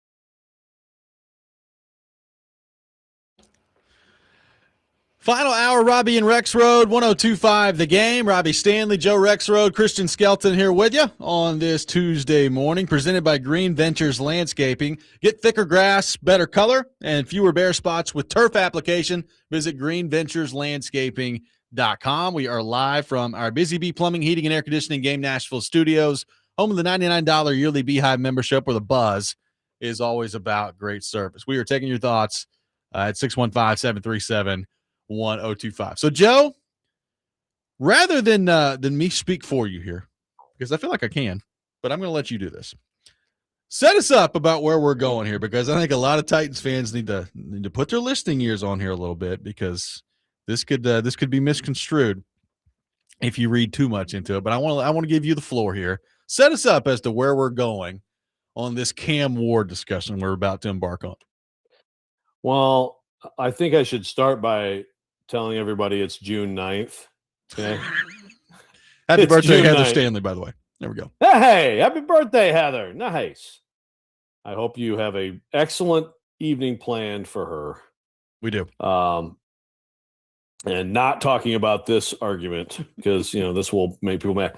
So you have to, you have to bear with me a little bit. I just saw this yesterday, and here's my thinking. What I saw yesterday was this situation with Baker Mayfield and the Bucs, which is clearly not. He's going into the last year of his deal this year. They're clearly far apart on money, and it almost seems like, I don't know. I don't know what it means from the Bucs. Maybe they do end up, they'll get a 2-year deal done, and it's like, he's been pretty freaking good. Keep going with him. But maybe the Bucs are thinking, you know what, it might be time to get back into the young QB rotation and try to get that franchise guy. I don't know. But right now, the commentary publicly, from Baker at least, kind of, to me, conveys some discontent with the situation. Yes. And the potential that this could be his last year with the Bucs. So what came to mind was, again, bear with me, like Robbie said, I don't think this will happen. Here, let me read the topic that we have in the Google Doc here. Okay. It says, I wrote, Cam Ward will be the Titans starting quarterback when the new stadium opens. But what if total disaster strikes this season? Yep. Question mark.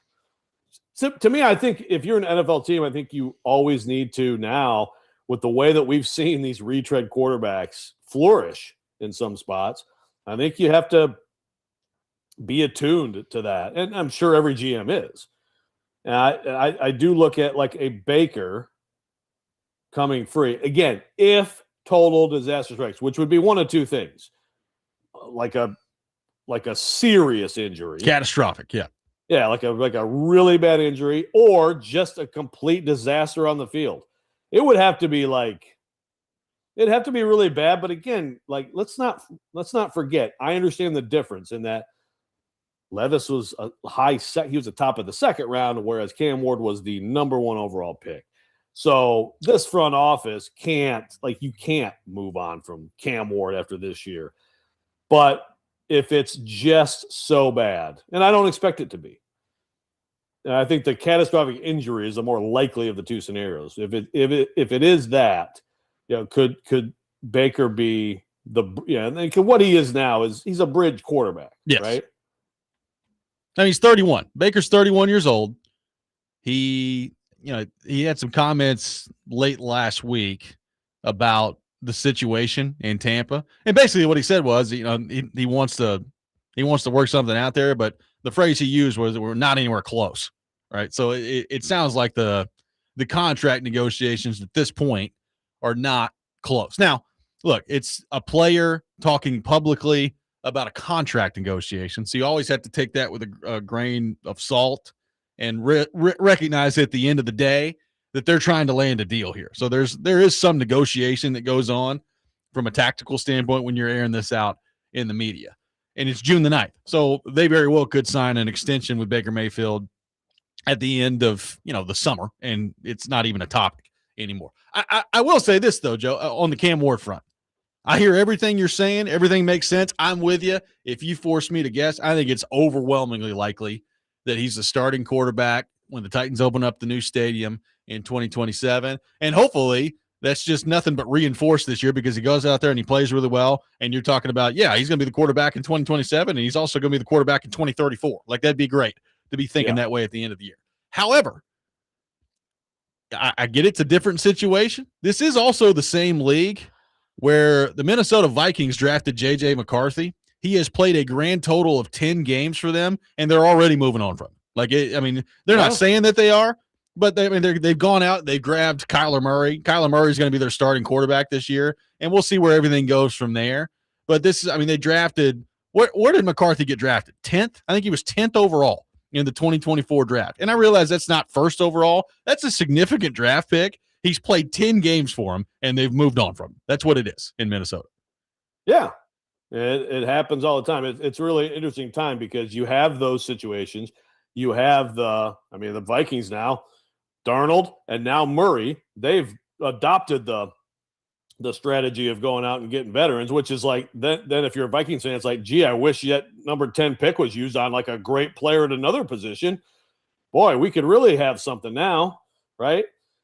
So I feel like some organizations are trying to exercise more patience with the young guys because of what we're seeing. We're seeing, look at what happens after a few years, If you stick with someone that could be good, and then or you lose them, Baker, you lose him, he goes somewhere else. You lose him, Darnold, he goes somewhere else, does really well. So I feel like teams talk that talk, but then they still do give up on these guys like that. It's hard for me to believe, and I do think that the history of this franchise makes it less likely in terms of the front office / coaching staff, because they have to know, like, if you this is not the Colts. This is not the Ursays where you can just keep striking out on quarterbacks, just keep your job. As long as everybody in the league says, wow, what a great GM you are. And you have like pretty good teams year after year. That's not that. This is a fire, hire all the time organization. At least it has been. So I think you have to stick with a Cam Ward longer than other organizations would. I would think so, right? I would agree. I mean, the one thing, again, the caveat in that would be this, and I don't know how likely this scenario could possibly be, even just based on where the Titans roster is right now. But like, what happens if you're Borgonzi and you're looking at this at the end of the year and it becomes clear that you have fixed a lot of things, like, these edge rushers that you've taken turn out to be really good players. Carnell Tate looks like a really good receiver, but like Cam Ward is just missing so much. Like, he's just missing on throws you got to have, and it becomes clear that he's like holding you back at the end of this year. Again, my guess would be even at that point, you're getting into the third year and you're seeing if there's an improvement that can take place before you just totally abandon hope. But that's like the scenario, right? Barring some crazy injury, it would have to be, well, we feel really good about a lot of these decisions we've made. Like Wan'Dale Robinson's come in, he fits in nicely. Carnell Tate's really good. The defense is an absolute powerhouse now because Salah's in charge, and they've added all these people in free agency. And, oh, by the way, the edge rushers that they've taken the last 2 years have stepped in. They've turned into legitimate dudes. Like, a lot of these dominoes have to fall for this situation, I think, to get that way. But, again, it is a league where I think more than ever before, there is quarterback. Number one, there's quarterback availability. Like, some of these teams do move on from these guys, and these guys end up somewhere else. And you just have an ability to acquire guys right now that you didn't have a few years ago because there's more movement at quarterback. And number two, I do think, despite everything you just said, which I agree with, teams are giving up on these guys quicker than they ever have. I mean, it is. Yeah. I mean, just go look at it. It's fact. It's happening. Yeah, it is interesting because, like, that definitely is happening. And some of it is because of this, right? Some of it is like, look, we can go out and get a dude. Like, we can go get someone.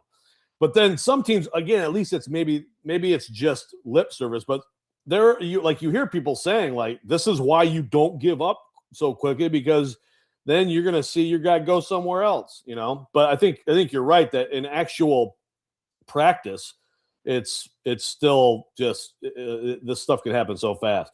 Yeah, with these guys, it's just like with the number one pick, when this was not like, of course you're taking Cam Ward number one, right? Like some years. This was, I don't know if he's a number one overall pick guy. So if you go against the grain, which really they did, I mean, there were plenty of people who were for it, but they went against a lot of NFL media, us, a lot of local media. Turned down a and other trade offer people in too, by the league. way. Yeah, to do it. That so to me that almost means like you're just married to this. Is has to work for you with this owner and the history of firing people. So you have to see it through. But I mean, we'll see. A lot of people texting today about Stille saying Cam was a bust and the Titans should go get Mac Jones. And Borgo's going to get fired. I didn't hear it, but like I said at the beginning of the segment, it's June 9th, everybody. It's June 9th. Stille literally just texted me and said the Cam sucks. So there you go. Wait a minute. So, like, is this like, I understand that he's been down on him all along, but this is like based on like OTAs now. Now he knows this is the evidence he had to have was OTAs while watching from 3 miles away. Good Lord. 615-737-1025, our phone number. Should I throw a headline? Rexrode wants Baker Mayfield as Titans quarterback. We'll take your reaction to that. Robby and Rexrode, 1025 The Game.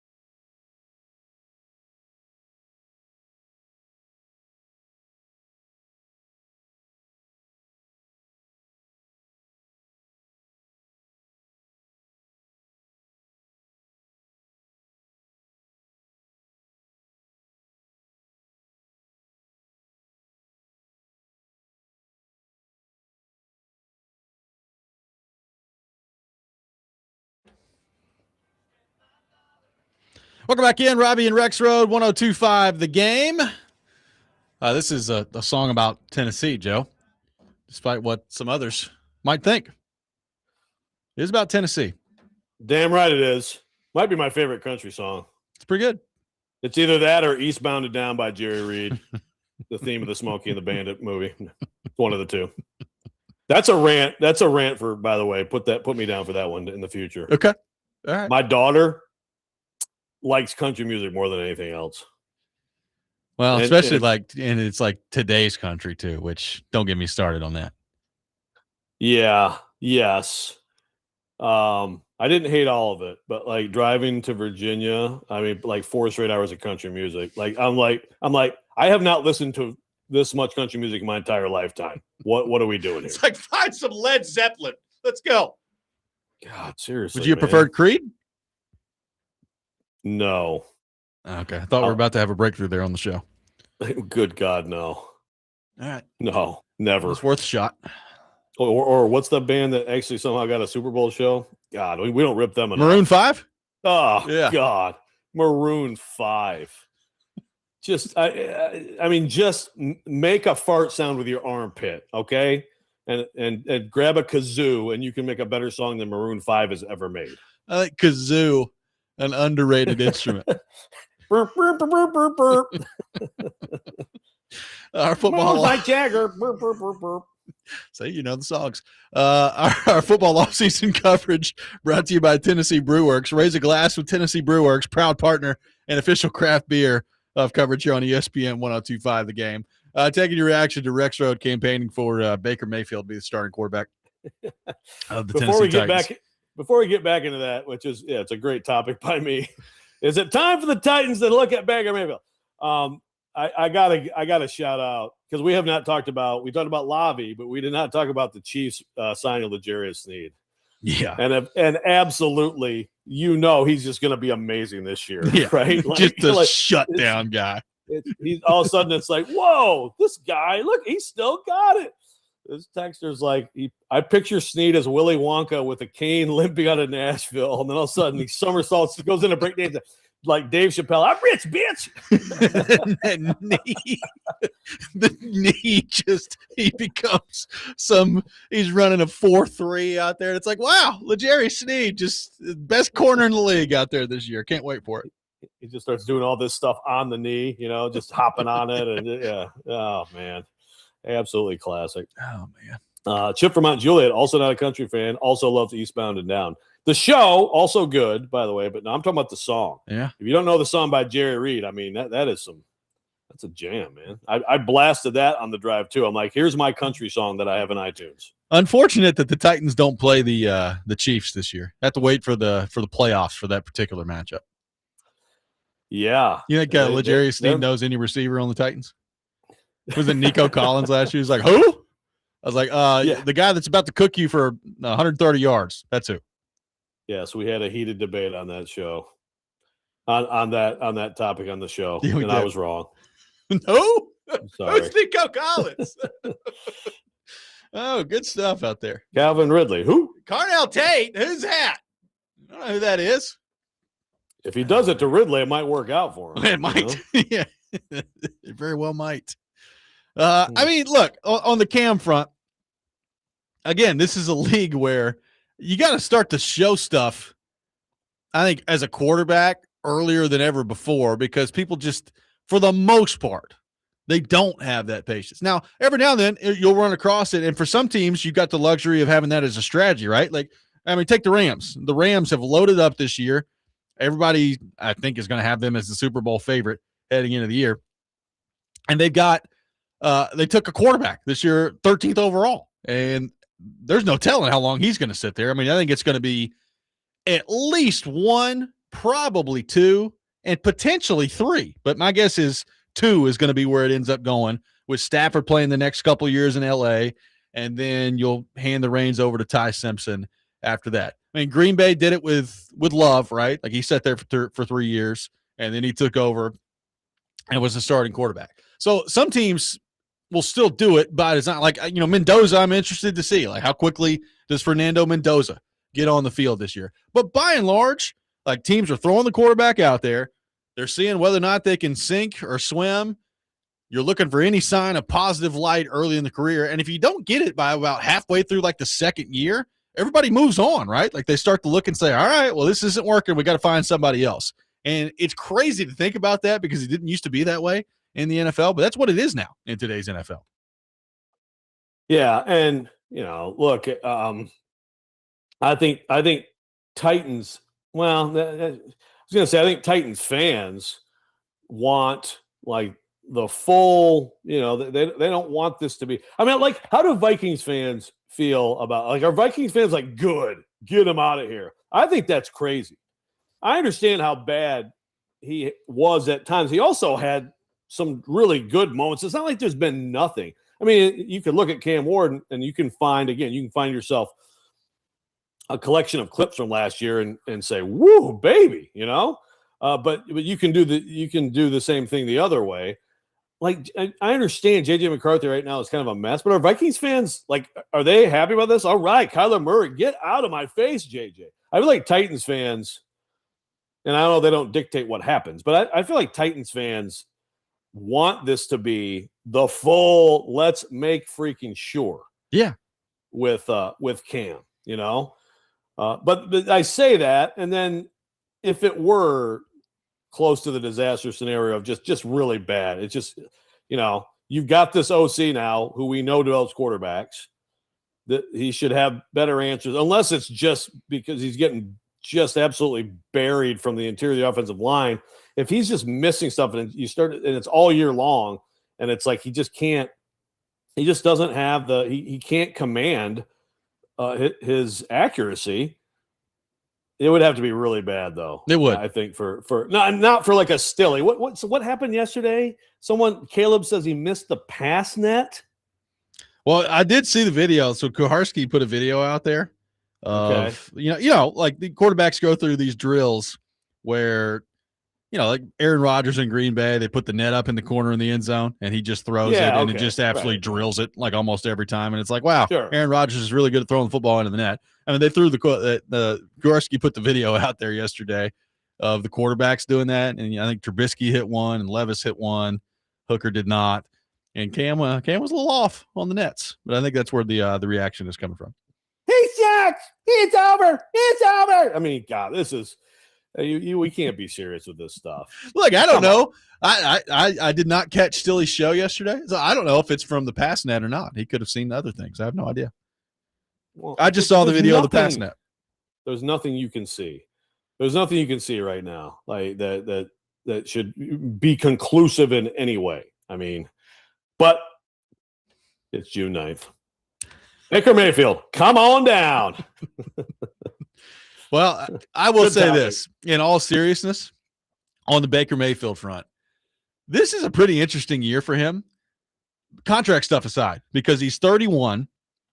I would say last year he was battling through an injury.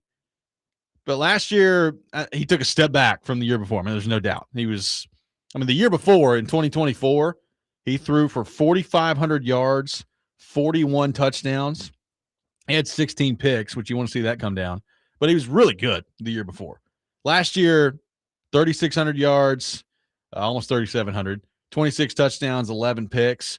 And if you watched them play last year, it just felt like they never really got much going offensively. And some of that was injury related. Like Mike Evans was banged up throughout the year. Egbuka was banged up after like the first couple of weeks. Looked like he was going to be some superstar out there. So injury's part of it, but now Evans isn't there anymore. Like it's a new kind of era in Tampa Bay. I'm interested to see how he plays this year. And maybe that's what Tampa's waiting on. Yeah, and look, you could, not that he's old at all, but I guess if it goes if it continues on that trend, then you wonder how much interest there would be from a team that's more realistically than the Titans might be in the market for, a stopgap starter. I don't know, because you're right. It changed a lot, and some people have wanted to look at that and say, well, when he had Liam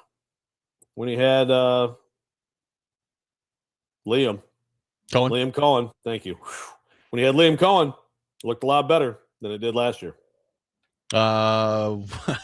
Maddie says Cam's going to have to swap brains with Levis and start bowling the ball to his receivers for this to be a full-on disaster. That may be true. Yeah, so apparently Cam yesterday just was chucks the bad. ball over the back of his head.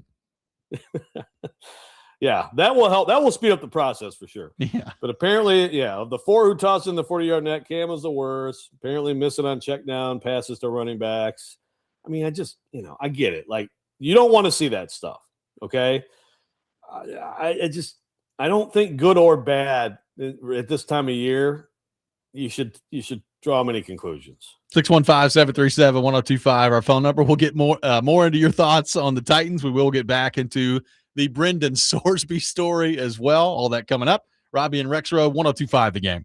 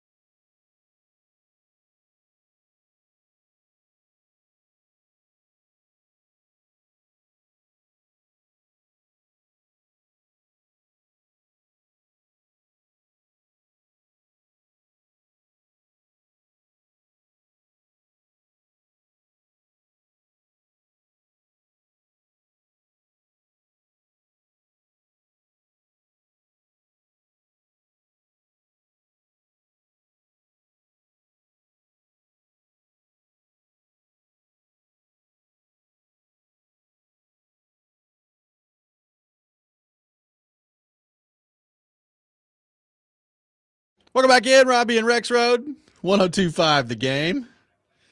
Rexrode's favorite country song coming back on the program. We got a scene from the movie to go with it. I know. I like it. Bonus. It's good stuff. If you haven't seen Smokey and the Bandit, people, you really haven't lived life. I mean, this time next year, Rexrode will be, probably camping out at CMA Fest. Be all 4 days. Is Jerry Reed going to be there? I'm going to guess he's let's dead. check. Let's check today and make sure he's alive. Like Big Pun, who I sadly cited earlier for having courtside tickets. It's Fat Joe, and I knew it was Fat Joe. That's my bad. Jerry Reed died in 2008. So right around the time the Big Pun did. Big Pun died in 2000. Oh, geez, really? Yeah. All right. Well, rest in peace, both of them. Yeah, I would agree. But, it's a lot of people we're bringing up on the show today that could be alive that, in fact, are not. It's really, really great. Again, I think that's probably worse than the late Huey Lewis. I loved that guy's music. No, he's alive. Oh, oh, good. Dude, my bad. Way to go, Huey. Good I'd probably rather air that way than the way we did today. Not we. I should say I on this one. Ed on the text line says, hey, if Cam went 14 of 14 in a June camp, wouldn't we all fit him for a gold jacket? Or would we all fit him for a gold jacket? I would say no. Yeah. And I responded, still he might. Because, it's like, I don't know about this Carnell Tate. Oh, my God, Carnell Tate's the greatest receiver ever. Ah! And now, Cam misses some throws in a freaking OTA, and it's over. Well, we do need to see him get better on the accuracy front. So hopefully working through some obstacles this offseason ultimately lead to be better, Hey, it's the number one concern. It's the number one concern. I definitely will acknowledge that. Like, the intangibles I like a lot. The tangibles, how much can you hone those and get those to where they need to be? Yep. I don't know. But that has to happen. If he can't throw strikes and be in that strike zone and be on painting the corners more than he was last year, I don't care that he throws 93, 103 with movement. You got to command it. Yep, no doubt. So we'll see how much progress gets made on that front as the season comes around. The Brendan Sorsby story, Joe, we've talked a lot about that today here on the program. And for those who may have missed it, he is, at the moment, eligible to play college football in 2026. After all the gambling stuff that we've talked about with him, he gets the temporary injunction yesterday, which has created a firestorm of reaction around the world of college sports. Joe, we've talked a lot about this today. The judge rules that he's eligible to play. We'll see what the pushback ultimately ends up looking like, and if by the time August comes around, he is actually eligible to play. But right now, it looks like he's going to be. What do you make of this Brendan Sorsby story, and where do you see all this kind of going from here? Well, I hope where it goes is that this is on appeal. This happens quickly enough for him to not play, that intelligence, fairness, cooler heads, all these things prevail, and then he doesn't play another snap of college football. He sure as hell should not play another snap of college football. We have multiple things that happen that you can compare to this. You can compare all the other, injunctions that we're getting in college athletics, or guys coming back from the G League or who have been drafted, who get in and play in college basketball. And certainly you've got the Pavia situation, where the JUCO, there's a lot of different things. And of course, having your earnings capped, and in a lot of cases, I'm glad to see the judges rule the way they do. This is just not that. Also, it's totally fair to point out all of the hypocrisy involved in people screaming about gambling when gambling is absolutely everywhere. But again, that's true in the NFL. That's true in any other pro league. In those leagues, you still have rules. And if you do this, what he did, you are not playing, and you should not play. You cannot play. But of course, in college athletics, you can get a judge who, the most egregious thing to me really is this, this like mental health angle to this, where it's like, this is something, obviously he has a problem, he has an issue. This is, you're taking this away from him. It's like, yeah, look, he needs, good thing that he went to treatment. He did after he got caught, but he went to treatment. He had to go to treatment. Hopefully that continues, because I do believe he has a problem. I think it's real. You read up on everything he did. This is not just some kid on his sportsbook app. It's obsessive gambling behavior. So I hope he figures that out. But it doesn't mean you can't be held accountable for anything.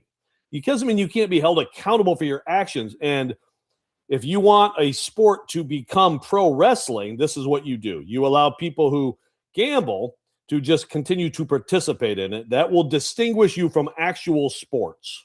Yeah, I mean, it's in some ways it's borderline unbelievable that we're having this conversation. I mean, I assumed, even with everything going on in college sports and the unprecedented times that we're living in terms of, we just had the Charles Bediako situation. There's NIL and transfer portal, and it's, we've talked all about this. And I mean, we've talked about this before. It's so aggravating to me as somebody who loves college football that we spend so much time in our college football discussions talking about things that actually have nothing to do with football. Like, it just is, it's beyond aggravating to me, but that's where we are in today's world of college sports. But even with all that, I didn't think that this was possible. Like, I thought that this was such a slam dunk, open shut, everybody knows this is a no-no type thing, that there would be no chance that he would play. Like, I didn't even give a whole lot of consideration, honestly, Joe, that this temporary injunction in this instance would work. And I guess that's stupid of me not to have thought about that, because if there's one thing I guess we've learned in college sports now is I wouldn't assume anything anymore. I mean, it's a dangerous game to play. I fall back again on what I said earlier, like the Sorsby part of this. I think you just said it well.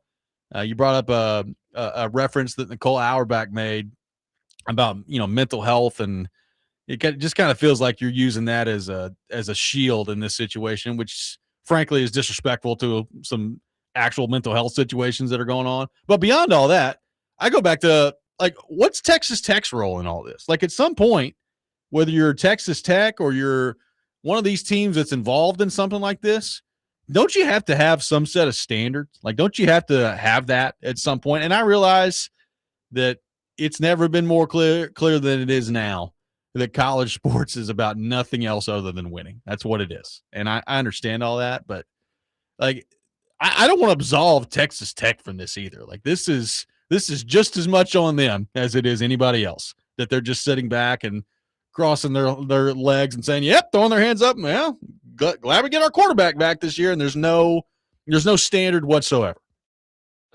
Yeah. Cody Campbell, I think Cody Campbell has become a more sympathetic figure of late, especially with this. I mean, obviously he wrote this bill basically. And when people realize that he basically wrote the bill, it's like, oh God, there's a lot of stuff in here that is not going to fly. But I do think that some of what he has said and done in standing up to the SEC and Big Ten, I think people appreciate it. I do to some extent, and I think some of his ideas could have merit.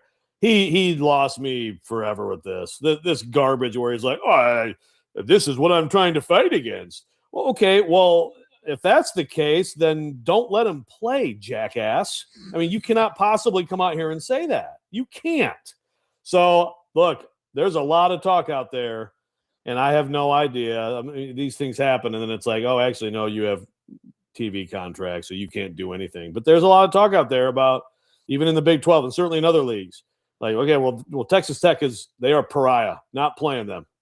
Georgia immediately comes out. And I know sometimes it seems a little dramatic and performative, but I think people are legitimately this mad about it. And so I hope that this stuff makes a difference. I'm going to read this paragraph from Nicole. Quote, it's an argument that actually makes a mockery of mental health concerns and anxiety disorders. It treats mental health as a get-out-of-jail-free card instead of something to be taken seriously with therapy, time, and perhaps even medication. It opens the door for another football player who breaks rules to avoid the consequences of his own actions by saying he would prefer not to deal with the punishment. It would harm his mental health. It would make him happiest if he could do the thing he wants whenever he wants, end quote. I think that is a part of this that is absolutely infuriating. among many parts of it that are absolutely infuriating. We'll take more of your reaction to the Brendan Sorsby story coming out of Texas Tech, 615-737-1025. Robby and Rexrode, 1025 The Game.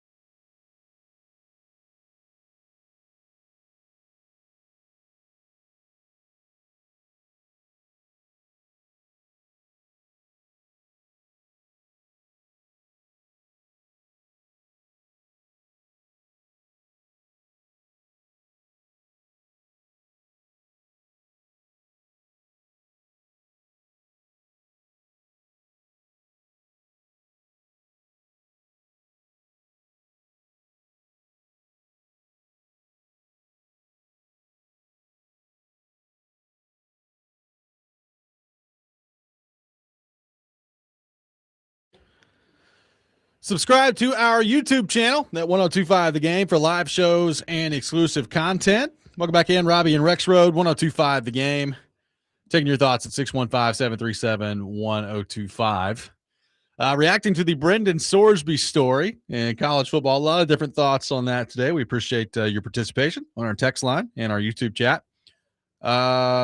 Damien on the YouTube chat asking why Texas Tech wouldn't just buy another quarterback instead of going through all this. I mean, the portal had gone, right? I mean, all this came out after the portal was closed. So they were, this is from that standpoint. I mean, if you don't allow Sorsby to play, it is going to affect your bottom line this year, right? I mean, you're not going to be as good if he's not playing. Now, everybody understands that. And that's why this is happening, by the way, is because ultimately winning and losing is all that matters in the world of college football.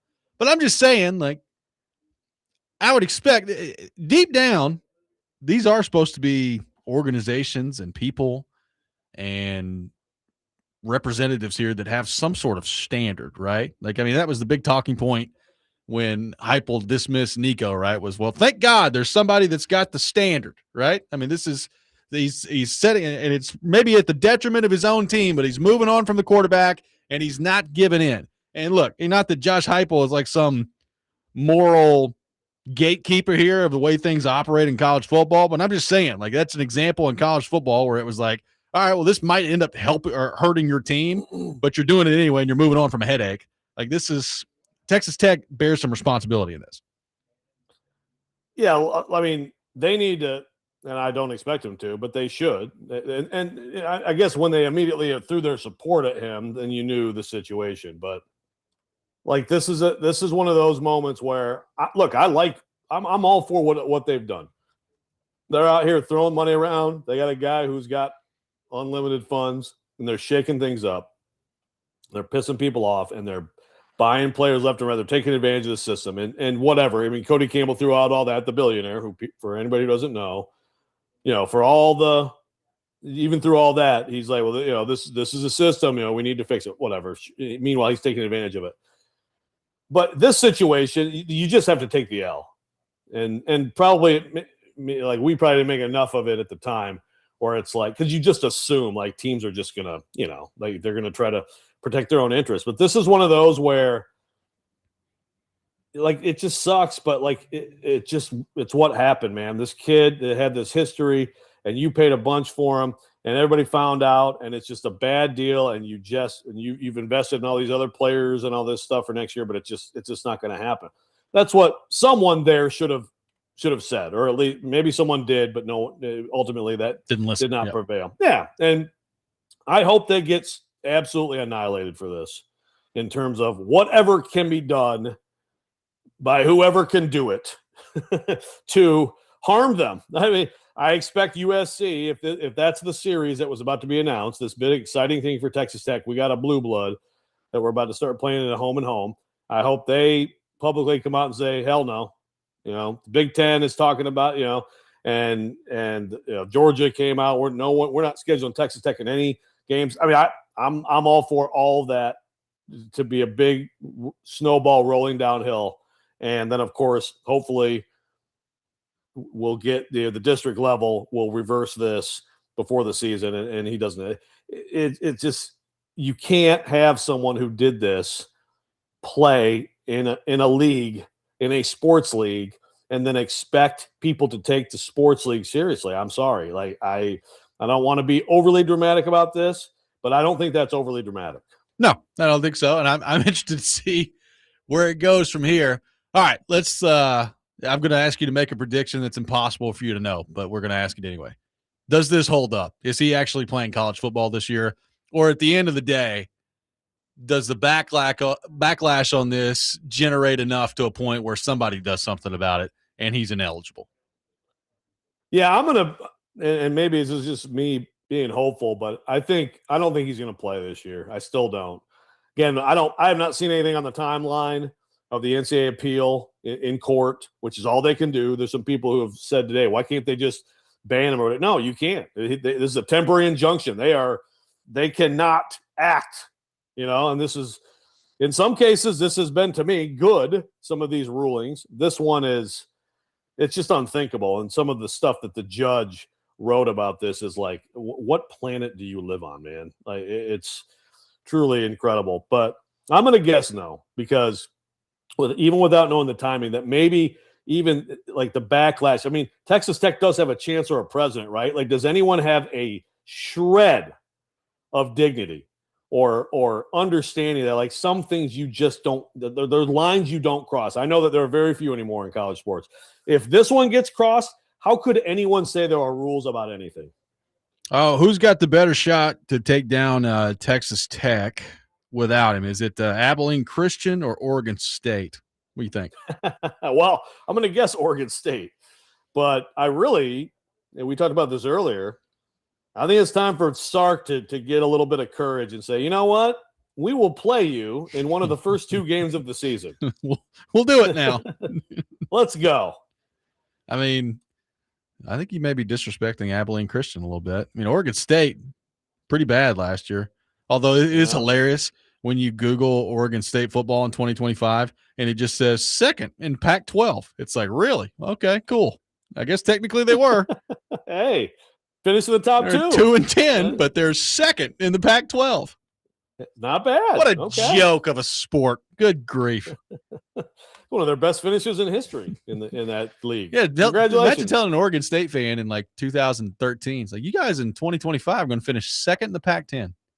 Sign me up. Never mind the fact you'll be 2-10, but second in the Pac-10 or Pac-12. Yeah. Good stuff. Joe, good show today. Pac-8, whatever. Yeah. The Pac-2. That's going to do it for us today here on the program. We'll be back 6 a.m. tomorrow. Kuharski in with us tomorrow on the program. We'll get his thoughts on all things Titans and Joe getting robbed. Looking forward to Kuharski's reaction to that. Next man up, coming up next, you're listening to 102.5 The Game.